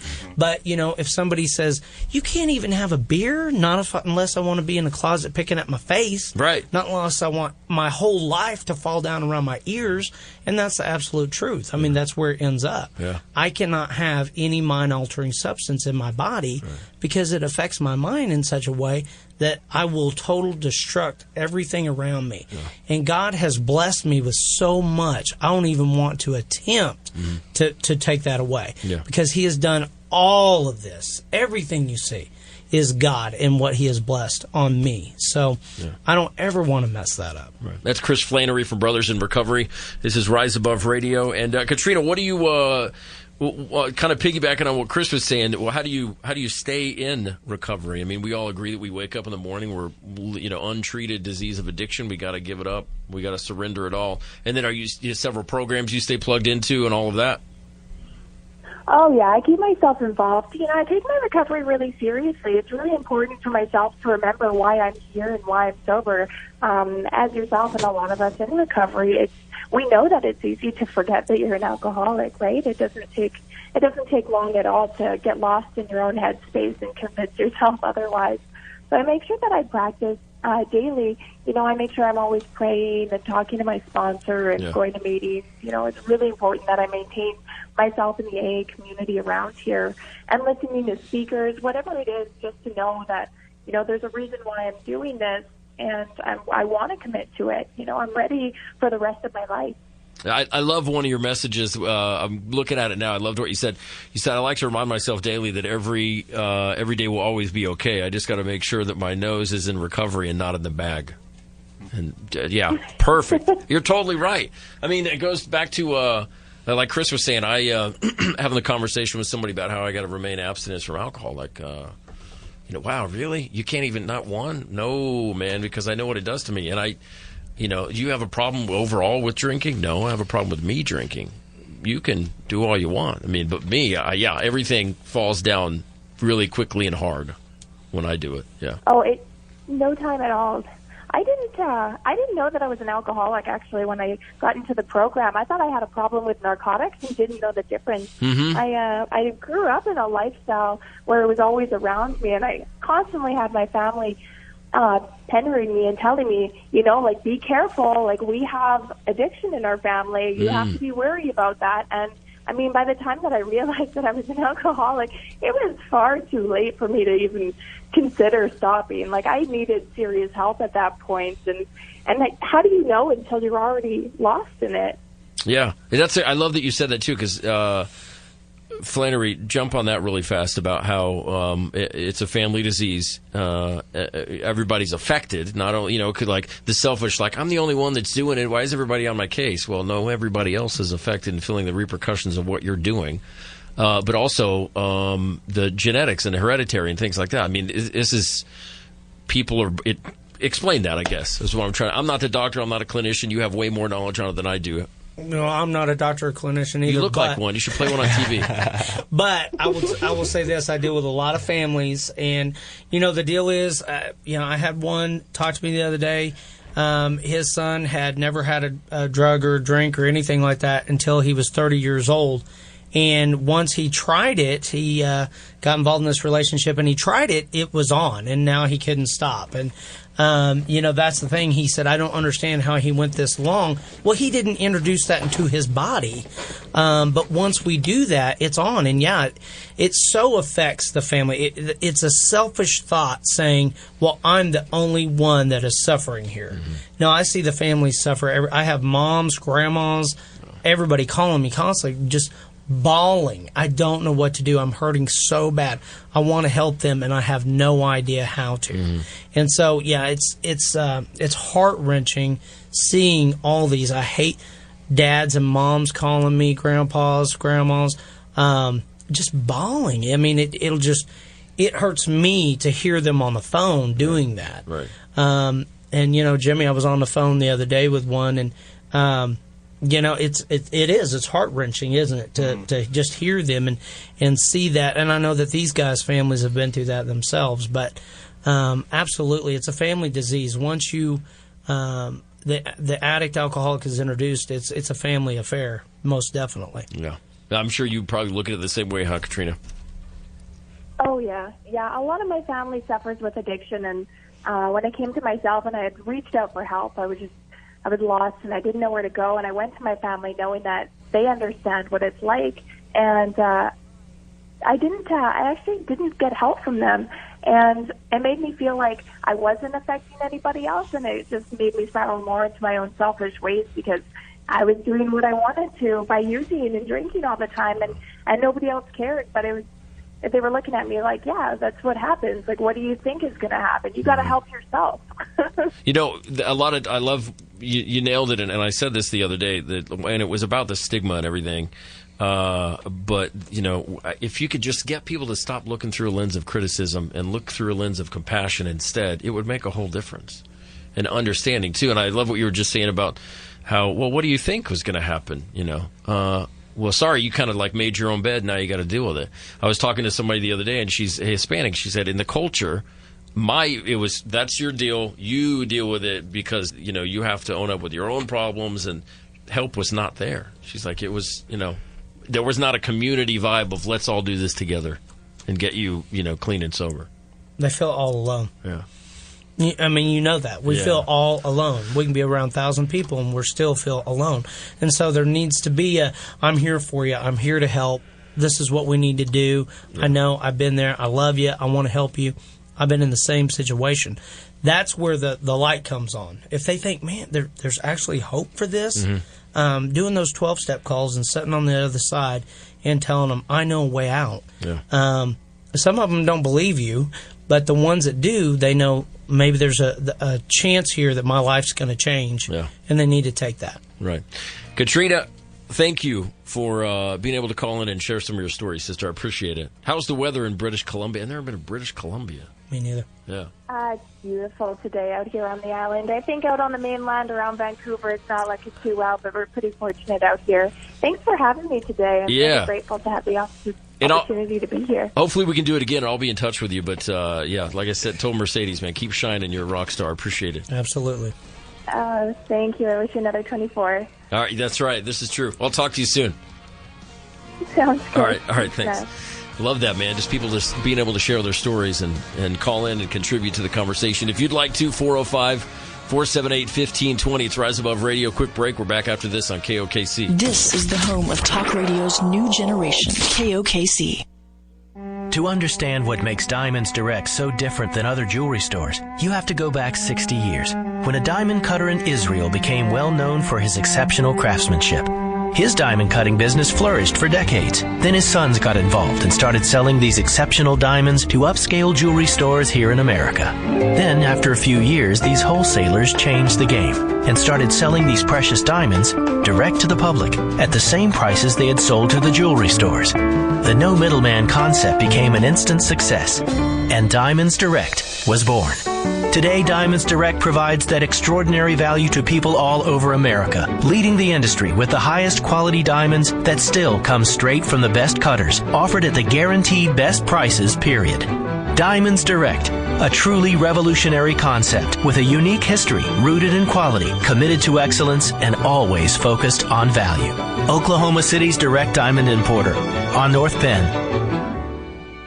Hello, everybody. Bo Newsom along with Mad Max and his daughter Alicia. And April showers bring May flowers, but you know what else it brings? Hail damage, everybody. And most dealerships got hit by hail, but Automax Hyundai didn't. That's right, Bo. If you've had hail damage on your car, don't give the dealers your hail check. Just put it against your note, not in their pockets. And here's what I'm talking about. A 2019 Hyundai Sonata. Take $5,000 off a sticker, and the price is only $17,538. That's a payment of $188 a month. And every new Hyundai comes with America's best 10-year, 100,000-mile powertrain limited warranty, plus Hyundai Assurance. Take a look at this. A 2019 Santa Fe SE takes $6,000 off. That's a payment of $219 a month. Automax Hyundai in Del City, off I-40 and Sunny Lane, or check us out online at automaxhyundai.net. During the Memorial Day sales event, 2019 Hyundai Sonata, stock number Y14970, sale price $17,538. 2019 Hyundai Santa Fe SE, stock number Y15017, sale price $21,895, with 25% cash down on freight at 3.99% financing, 84 months with approved credit, all rebates apply. Automatic at Automax.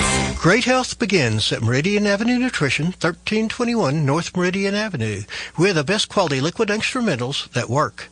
Stop a muscle cramp in 60 seconds, a migraine headache in 2 minutes, lower high blood sugar 10% in 10 minutes. Stop by and sample these and many, many more items free at Meridian Avenue Nutrition, 1321 North Meridian Avenue, or call 943-6000 or 800-221-4973.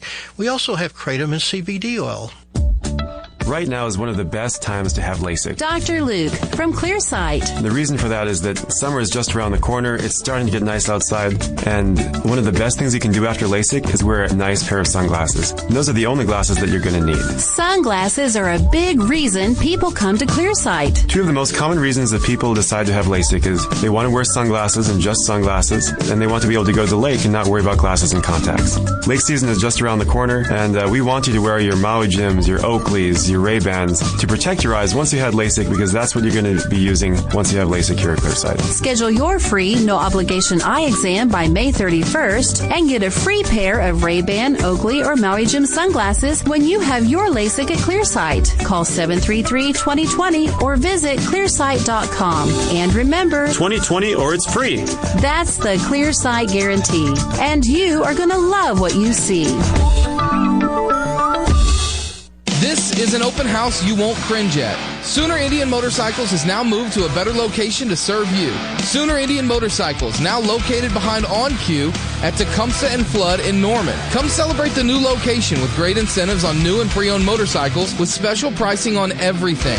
That Chieftain you've been eyeing or the Fun Scout, Sooner Indian has it ready for you. Sooner Indian Motorcycles, new location at 2232 Tecumseh Drive, behind On Cue on Flood in Norman. Never drink and drive and always wear your helmet. Prescription products require an online physician consultation and are only available if the physician determines a prescription is appropriate. See website for full details. Hey guys, good news. The outrageously expensive Little Blue pill is now generic, which means you can get the prescription medication to treat ED at affordable prices. And Hims makes it extra affordable. Right now, get your first month supply for free. All you pay is just $5 for your medical consultation when you go to 4hims.com/blue. After that, it's just $30 for a month's supply. Sure beats paying big bucks for just one blue pill, doesn't it? Plus, you won't need an awkward in-person doctor's appointment to get the prescription.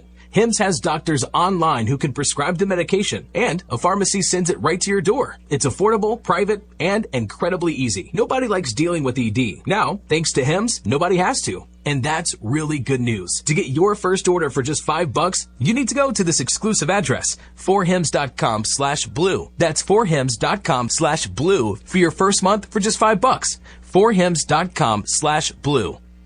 At Indeed, we understand that when it comes to hiring, it's important to have a large talent pool to choose from.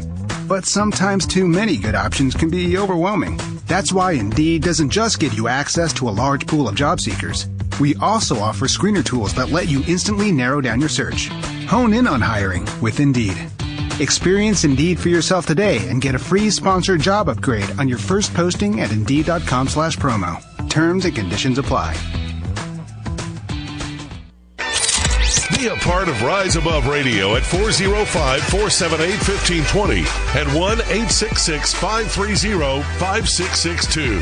You can also join us, Rise Above Radio, with Mac Mullings on Facebook. If you like it, spread the word. Help us trying to just inspire. And we got a studio full of people doing that as well. Thanks again to Mercedes Lynn for calling in from Florida, and Katrina calling in from British Columbia. It's funny, I saw your face when she said the mainland, or Vancouver. Flannery, I saw the whole island thing. I'm in on that. Right. Yeah. Anyway, thanks to them for calling in and sharing their story. And as always, I'd love to hear from you if you got one to tell. Which, yes, you do. You might be like, mine's not that inspiring. It is. I guarantee you it is. So you're more than welcome to call in, 405-478-1520. Or also, my email address is mack.m@tylermedia.com. Really easy. And if you can't remember that, just remember, go to kokcradio.com. Email is there as program director. Shoot me one. We'll get you on the show. And, of course, we honor and respect the anonymity. So if you just want to have your name, totally cool. And that's Chris Flannery from Brothers in Recovery. Nick Hughes, Jimmy Cox. First time for me to meet you guys. And but if you hang out with this dude, you must be doing something right. Or he's doing something right. One of the others. Yeah. Let's start with who wants to share the story first, man? Who wants to chime in? I'll go ahead. Okay, brother. So I'm from Tulsa. I started smoking weed back in when I was about 16.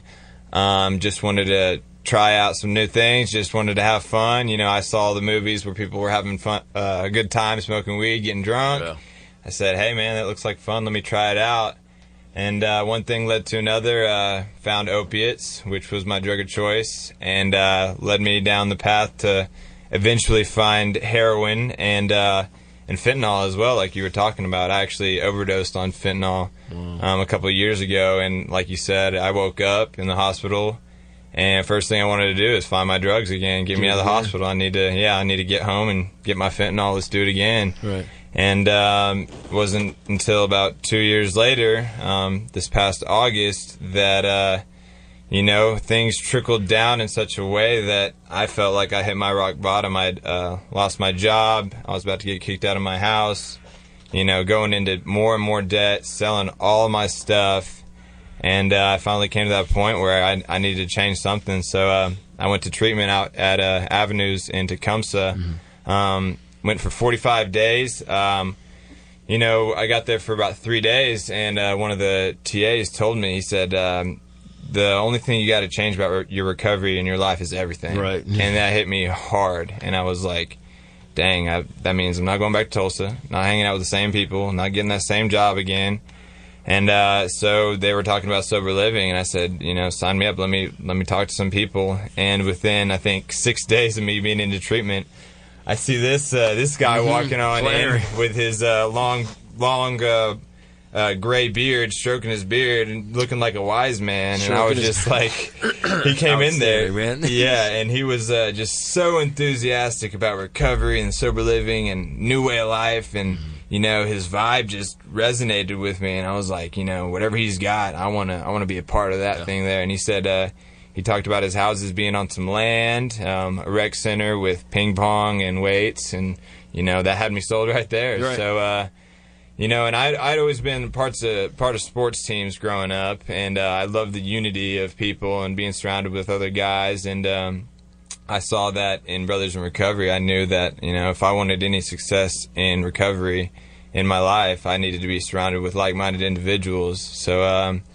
Made my way out there, and getting right out of treatment, I thought, hey man, I got 45 days sober, I got this thing on lock, like we're good. Figured it out, man. But no, right when you get out of treatment, that's when the work starts. You got to really want this thing, and so it's an ongoing process. It's I enjoy every moment of it because I don't feel like things happen to me. I feel like things happen for me, and I'll look at it. At the time you won't see that it's a good thing for you, but you look back on it and you're like, God taught me a lesson right there, and I'm better for it now. Yeah. And his timing is everything too. So when you want something to happen right now, but it doesn't, and it happens later on, like I said, you look back and you're like, I wasn't ready for it yet, and he had some more things to teach me, and so I try to stay in gratitude every morning. I wake up every morning and as I make my bed, I reiterate the things in my head, at least five things I'm grateful for already. Just set the mood for the day. Yeah. Is 5 things I'm grateful for. I make my bed. That's already a win right there. And as I drive to school, I listen to an inspirational video, and it just really helps me set the tone to my day. And if I have that foundation for my day started already, anything that happens that shifts my conscience in a bad way, I always can go back to where I was easily, because that's the foundation of how my day started. Yeah. And so I continuously pray, and it really helps me out through this whole thing. So yeah. And Nick, grateful. Right? Yes, sir. Nick, when you were saying high school smoke weed, all right. It just made me think of that. That's all, dude. Yeah. You talked about, in a word, give me a word. What's recovery mean to Nick? Ongoing process. Right. Yeah. Nice. Yeah. So two words. But it's definitely, it's not a destination, it's a journey. Yeah. That's for sure. Yeah. That's for sure. What about Jimmy, man? Jimmy Cox, you want to chime in, dude? Yeah. I'm from Edmond. I grew up in Edmond. I didn't really know much about addiction growing up. I went to a private Catholic school, so it was kind of hush-hush like you were talking about. Didn't really know anything or anyone that was involved with it, and it really just kind of started in high school, just like Nick, going to parties and drinking. I actually used to drink behind this building. I was telling these guys when we first got here. Yeah, back in that field behind those trees. Is that close to where you went to school or something? Or No, I went to Evan Memorial. Right. But, we partied everywhere. Sure, yeah, so. Right, yeah, you're like me. You didn't need a reason. Yeah, there was no specific reason. Yeah. Wherever and whenever. But, I fell into opiates, weed and booze at first, but then I graduated to opiates and ultimately heroin before I kind of hit my rock bottom and ended up going to Rob's Ranch for 90 days and like Nick, I was sitting in a meeting one night at the ranch, and Flannery and the guys came out, and he spoke with passion. And was he stroking his beard when he did? Yeah, I mean, probably, but I don't know, man. He was fired up and he was excited about it, and it was just an energy that was attractive to be around, and I think that's what ultimately pulled me to Brothers in Recovery. And that was back in 2016. The beginning of 2016 is when I started my first run at Brothers in Recovery, and I lived there for a year and moved out at the beginning of 2017 with 2 guys from the house, and held a pretty strong program for about a year. So I had accumulated about 2 years of sobriety, and like you guys were kind of talking about at the beginning of the show, that it's easy to forget if you don't stay plugged in and surrounded by the right people. And my first time through, I didn't make friends at meetings, and I didn't try to give back in any way. And eventually, after I was out on my own, I fell off the wagon, and it wasn't as hard. We caught it. It was caught pretty quick due to some circumstances, but I went back to detox at Oakwood Springs and stayed for a week, and I've been back at Brothers in Recovery for 6 months now. Nice, got 6 months last Wednesday. So. I love that you were saying that too, because it's part of your story, man. Mm-hmm. I mean, it goes to attest that it's not. You have to keep your guard up all the time and everything. Yeah. What was it that made you? Was just life happening and stuff? Or was there a trigger? I guess.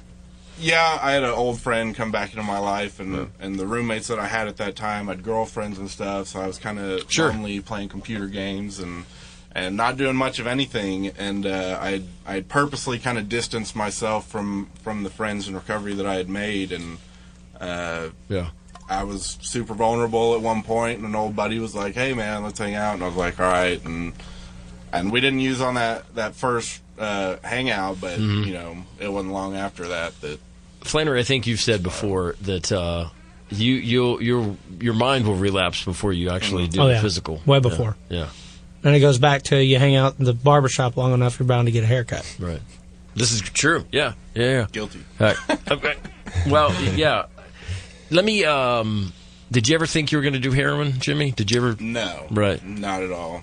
I mean, how did? Because I just have to feel like somebody's listening right now, and maybe it's a parent or a grandparent of someone who is a heroin addict, and I mean, it's not. You never thought you'd get there, but that's where you land. Is it because the opiates became too expensive and unavailable? Become too expensive. Right. You build a tolerance, and they get harder to get. Yeah. And heroin's everywhere right now. Right. Especially in Oklahoma City.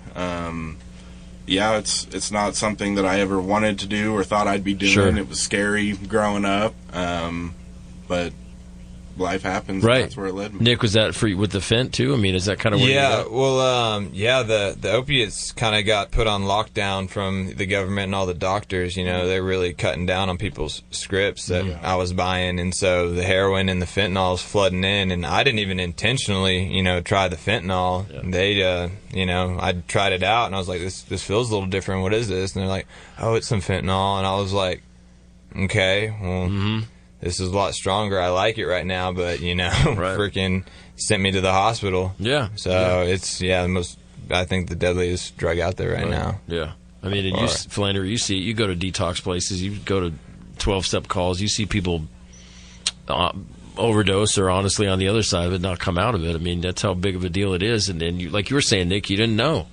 Remember when we were kids, like you'd get some weed from somebody and it'd be like, what, this is different. Well, it's this blend or whatever it was, red hair. Remember red hair, skunk weed or whatever. And so kind of like somebody would say it was something different. I know you're laughing. I totally dated myself, didn't I? I'm old. I know, man. A little bit. Trust me. Like at a moment of transparency, it was like 15 years ago. I called this kid that I'd met at the gym and stuff. I was like, hey man, I'm hanging out with some people and they were going to smoke some pot. You got any pot? And he's like, what are you, like, what, my grandpa? Like, yeah. Well, then he's like, what do you? Yeah, are you a narc? Are you wired? And he's like, what do you need? And so I was like, I don't know, like a joint. Like I buy a joint from you? And he was like, no, man, this is not like you have like different things ways that you.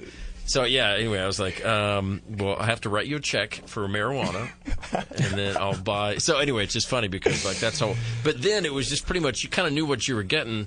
You didn't have the risk of stuff being laced with this, that, or the other. I mean, and it's unintentional. I mean, oftentimes. That's the insanity of it all. It's like, I'll buy it not even knowing what it is, and still, just try it out. And, it's just insane that I would keep going back to the same person, even though he would have a different thing each time, and not even tell me sometimes. After the fact. Yeah. People are almost attracted to it. Like if you hear somebody overdosing off of somebody's batch, that's the batch that everyone else wants. It won't happen to me. It won't happen to me. Yeah. Saying, it won't happen to me. Right? Yeah.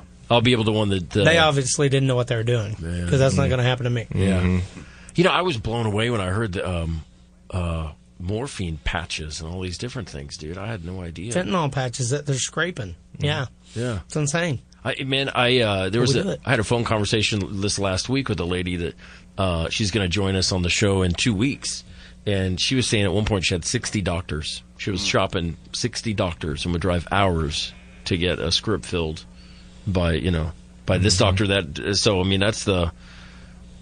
If you find it, you're going to listen. If you had booze. That Flannery, like you were saying, my mentality was such hypocritical jackwagon is that I would be like, why would anybody want to put a patch of something on their arm, or why would they put something in a needle, or why would they do this and that? But man, I drank like a fish, and I would drink you under the table, and I would make sure if we went somewhere and there was a bucket of beer, I would make sure that I got my share of all those bottles in that bucket, man. I mean, I was very territorial about it, and so it's just the mentality of it was just. I was doing the same exact thing. Same thing, but just in a different form.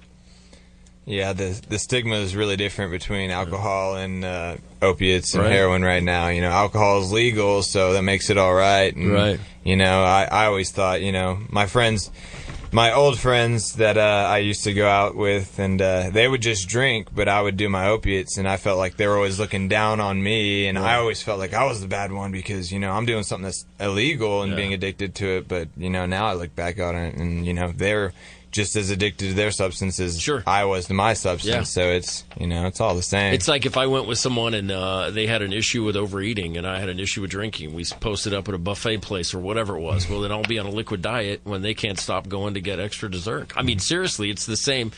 And then it goes back down to the why, right? Flannery, I mean, why are they doing it? What's going on? Restlessness. What's the spiritual bankruptcy? Why are you doing it? Each one of us is different, obviously, each one of our stories. But, I mean, until you get that stuff out, and that's where treatment comes in and a counselor and working on that. But I couldn't tell you exactly why for every one of them. Yeah. But a lot of us do, and it don't matter what you look like or what you've accomplished.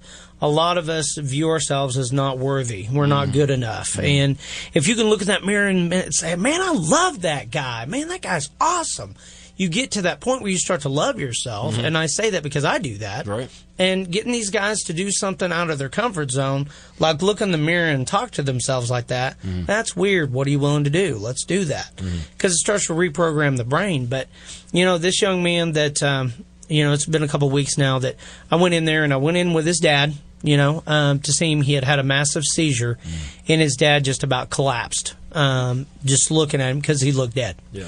And I got his dad in the hallway, and so we're waiting on the doctors to tell us, because he didn't know what he had put into his body, to that point. Yeah.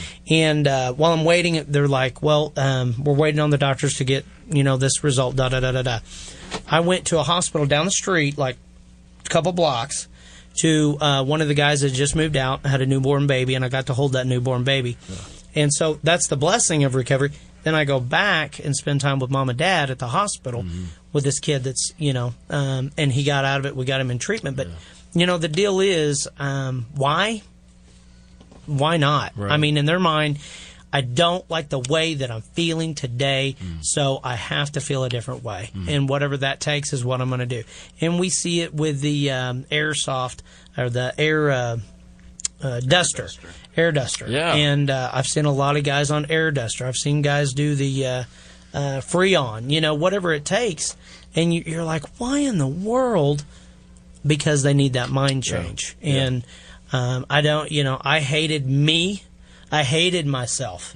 I hated who I was, and until I started to love myself, and I was going to bring beer into treatment to wean myself off of meth because I had all this figured out. Right, you had a game plan. Yeah, you counselors, get out my face. I've got this down. You got to Flanerize. Yeah, I've got Budweiser that's going to get me off of methamphetamine. I know what I'm doing. Back off. And when I learned that when I put that Budweiser in my body, that's exactly where I'm going to go is that methamphetamine. Right. It had a different, and it was me. I hated me. Yeah. So today I can look at myself in the mirror and be, man, I love that dude. Right. That dude's okay today. And that's a big, big difference once we can get to that point. And that's a process. That does not happen overnight. A lot of people think I'm goofy and I'm silly. I love the word silly because in Old English it means blessed. So nice. I am silly today. Yeah, right. On both sides of that fence. But, I think, Mac, that we're not going to understand why. I see some of these guys come in that have everything.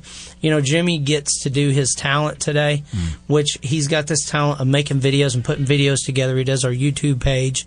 And I tell these guys, if you're not having fun in recovery, you're doing it wrong. You have all these blessings and talents that God has given you. Once you get sober, you get the opportunity to not only do them for yourself, but share them with other people. That's the best part, man. I mean, how many times do you guys go, man, I got to do something for somebody else today? I mean, because we all have the moments, like if I'm feeling, if I'm in my own head too long or something, I'm like, I got to find someone to be of service to. I got to do something. And I don't care whatever it is. I mean, whether it's texting someone and saying, you know what, haven't told you this in a while, but you mean this much to me, or whatever, helping somebody else out. I did a group down at Rob's Ranch, and I was talking to these guys about it. We talk about the process of recovery, and for me, this is just what I've come up with, and that's what's on the back of this shirt. And when we're in our addiction, we're in survival mode. It's medicine. We're taking our medicine to survive, and a lot of people don't even comprehend that. Yeah. But I had to have meth, to function as a human being. After that, I get into treatment, and I go from that survival mode into some stability. So now I'm getting a foundation in treatment or 12-step program, whatever it is, and then I go from that to sober living like we do or whatever that may be. And now I'm getting the car back, man. I got the car, I got the job. Man, I'm getting some success. And unfortunately, that's where a lot of us stop. Right. Well, I'm successful now. Look at me and what I got. Can't happen again. No. And we get that ego back. But it's awesome to have that success. But what I ultimately think we need is significance. And the only way we're going to get that significance is if we have that relationship with God and we're giving back to our fellow man. And without that, I think you're going to relapse again. I think you're going to go back if you're not giving this thing away. I say that because I've seen it time and time again. Well, I've got this girlfriend. You don't understand, man. Everything's perfect now. Wrong. That's not what this is about. You got to be okay with you. Yeah. That's why we say stay out of that relationship for a year, because you're still trying to find that cross addiction, which is a female, and a lot of these guys go through, or money. Man, I got this job. I don't have time for a meeting. Look how much I'm working. Yeah. Right. It goes right back to where you were. All that stuff, none of that stuff is going to matter if you're dead. It's not going to matter. True. Yeah. So to me, that's what I think you need today, is that significance in your life that has meaning, that I'm doing something for somebody else. It's not all about me. Yeah. Yeah. I love all of that, man. And I got to tell you, I love you, bro. I love you too, brother. I mean, like you guys say, like his charisma, this dude, the first time I saw him, he was at the ranch, and I went down there just to catch a meeting and everything too. And man, he's stoked about living in recovery. And it's not forced or anything. You're authentic, man. It comes out of you, bro. I mean, and one of my other favorite things, dude, as I've told you before, and I will sit back and I have a low tolerance, and it's one of those things I have to honestly pray about, man, and just surrender it over. But I can't stand hypocrisy, and I can't stand when people try to monopolize on miserable individuals. People. I work in recovery. And I'm laughing all the way to the bank and stuff. It's not transparent, and it's not like with every fiber of their being. But you, Chris Flannery, live and breathe this, dude, and you're very real, and I appreciate that, man. Well, I appreciate that, brother. Yeah. Thank you. Yeah, man. I appreciate you and everything you do. I was talking to somebody on the phone, and they the other night, and we were talking, and I asked, who's your mentor? Who do you look up to? And he said, I don't know. I don't know that I have one. And I said, well, mine's Bruce Cobb. And one of the reasons is because Bruce is silly. He loves to have fun. He enjoys life. And I said, well, take Rule 62. And he said, well, what's Rule 62? Don't take yourself too dang serious, and you got to have fun in this thing, man. God has given us something, Mac. It's a blessing. Yeah. And we get to give it to other people. How awesome is that? Yeah. And it doesn't matter. I want to be in the ditch. I want to be in the ditch because that reminds me of where I was. Yeah. And that helps our memory constantly. And it's not about money. It's not about any of that. It's not about the things you can have. That comes, sure, but it's about the relationship that you make. And, we are making something here. The brotherhood is something special. And it's something that is contagious to other people, too. Yeah. So I'm just blessed to be a part of this thing. It's unbelievable. It's, like you said, I don't want to go back to, I remember, I don't regret where I came from, but I refuse to go back. And it's a trip to be like, man, I don't have to drink today. Like another example, yesterday I was with my kiddo and I went over to see my mom, and she still lives at the house where Dad, Pop passed away, and so when I pull up to the house, there's the thought of my daughter, she's 7, she goes, I miss Gampy, and I said, me too. And so, and I would be lying if there's times where I don't think this is where my dad took his last breath inside this house, but it's all right, it's okay, because I don't have to panic, and I got to get out of here. I can't deal with all this anymore. It's the serenity. It's. But he got to see you sober. Yeah, he did. Yeah. That's a blessing. My parents, I love them. They're a rock for me, both of them, and I've still got them. Yeah. But they've gotten to see me sober. Right. I'm not that chaotic whirlwind in their life anymore, and that's a blessing that he got to see you sober. Yeah, yeah, it is, man. You're totally right. And I appreciate you saying that. During this conversation too, it made me think about the importance of talking. Us and men sometimes, the feelings. Ooh. I always say that's like the F word. That's the addict's least favorite F word is feelings, because we don't want to talk about those at all. Got to feel to heal. Right. And so it just kind of reiterates the when it's the why, or why is somebody doing that, man. It cannot be overstated, the importance of talking about your feelings and finding someone that you can talk to about it.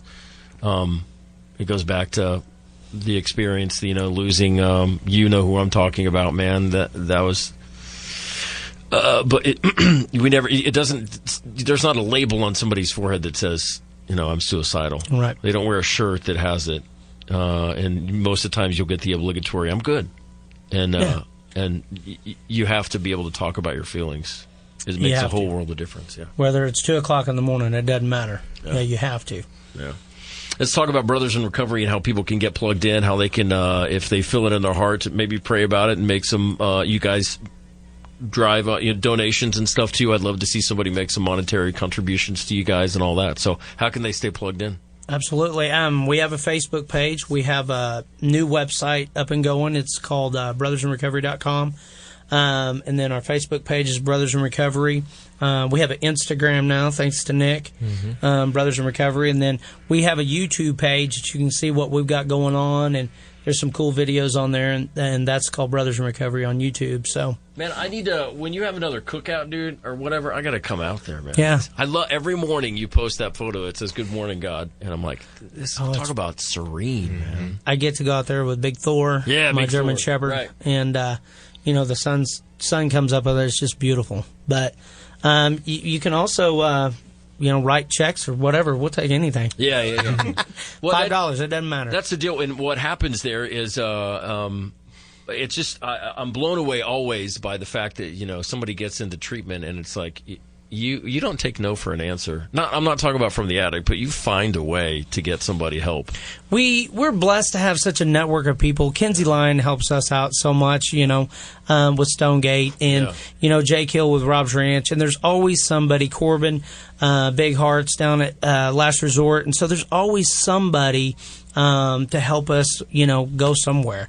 And, with the Pillow Outreach, Path to Miracles, Jim Riley Outreach, all these organizations that we work with, too, we'll find sober living house. If we don't have a bed, we'll find a way. Yeah. All the rent from the guys goes back into Brothers in Recovery, and that's part of the ways that we can Nick's been helping me out with QuickBooks because I'm not good with that kind of stuff at all. Oh man! But good for you, Nick. it's awesome that we get to pay for women's treatment or detox or whatever it may be, and it's been about a year and a half ago we got to put a woman and her baby into a facility, and I called all the guys together and I said, this is where your rent has went. Right. And that's awesome to get to do that because whatever's above the house and what takes care of the houses goes to that. So it's just it's a blessing to get to do it. God has done so much for us. Yeah. I mean, if there was and I feel just blessed to, like, Brothers in Recovery, and then like Pello chimed in and actually said, hey to us, great show and great day to be clean and sober. Pello, I love the fact that he's doing it the way the heart he has for it.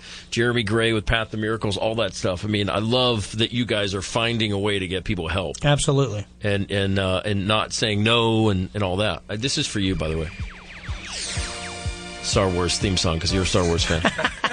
Hey, Mike, it's like a remix version. I don't know what in the world that is. Hey, Michael Moulton from M to the Rock, he does a show down in Dallas. He just chimed in and said, great show, great guest. I got to get you guys plugged in, man, together. He's a rock star down Absolutely. there, too. I love it. It's been Rise Above Radio on 1520 AM, 95.3 FM, KOKC out of Oklahoma City. Rise Above Radio with Mac Mullings. Look for the page. Help us spread the word. And enjoy the rest of your Saturday. Flannery, thanks for coming in. I appreciate you, brother. Mac. Love Nick, you, brother. Jimmy, thank you, man. Thank you. You guys take care. Thank you.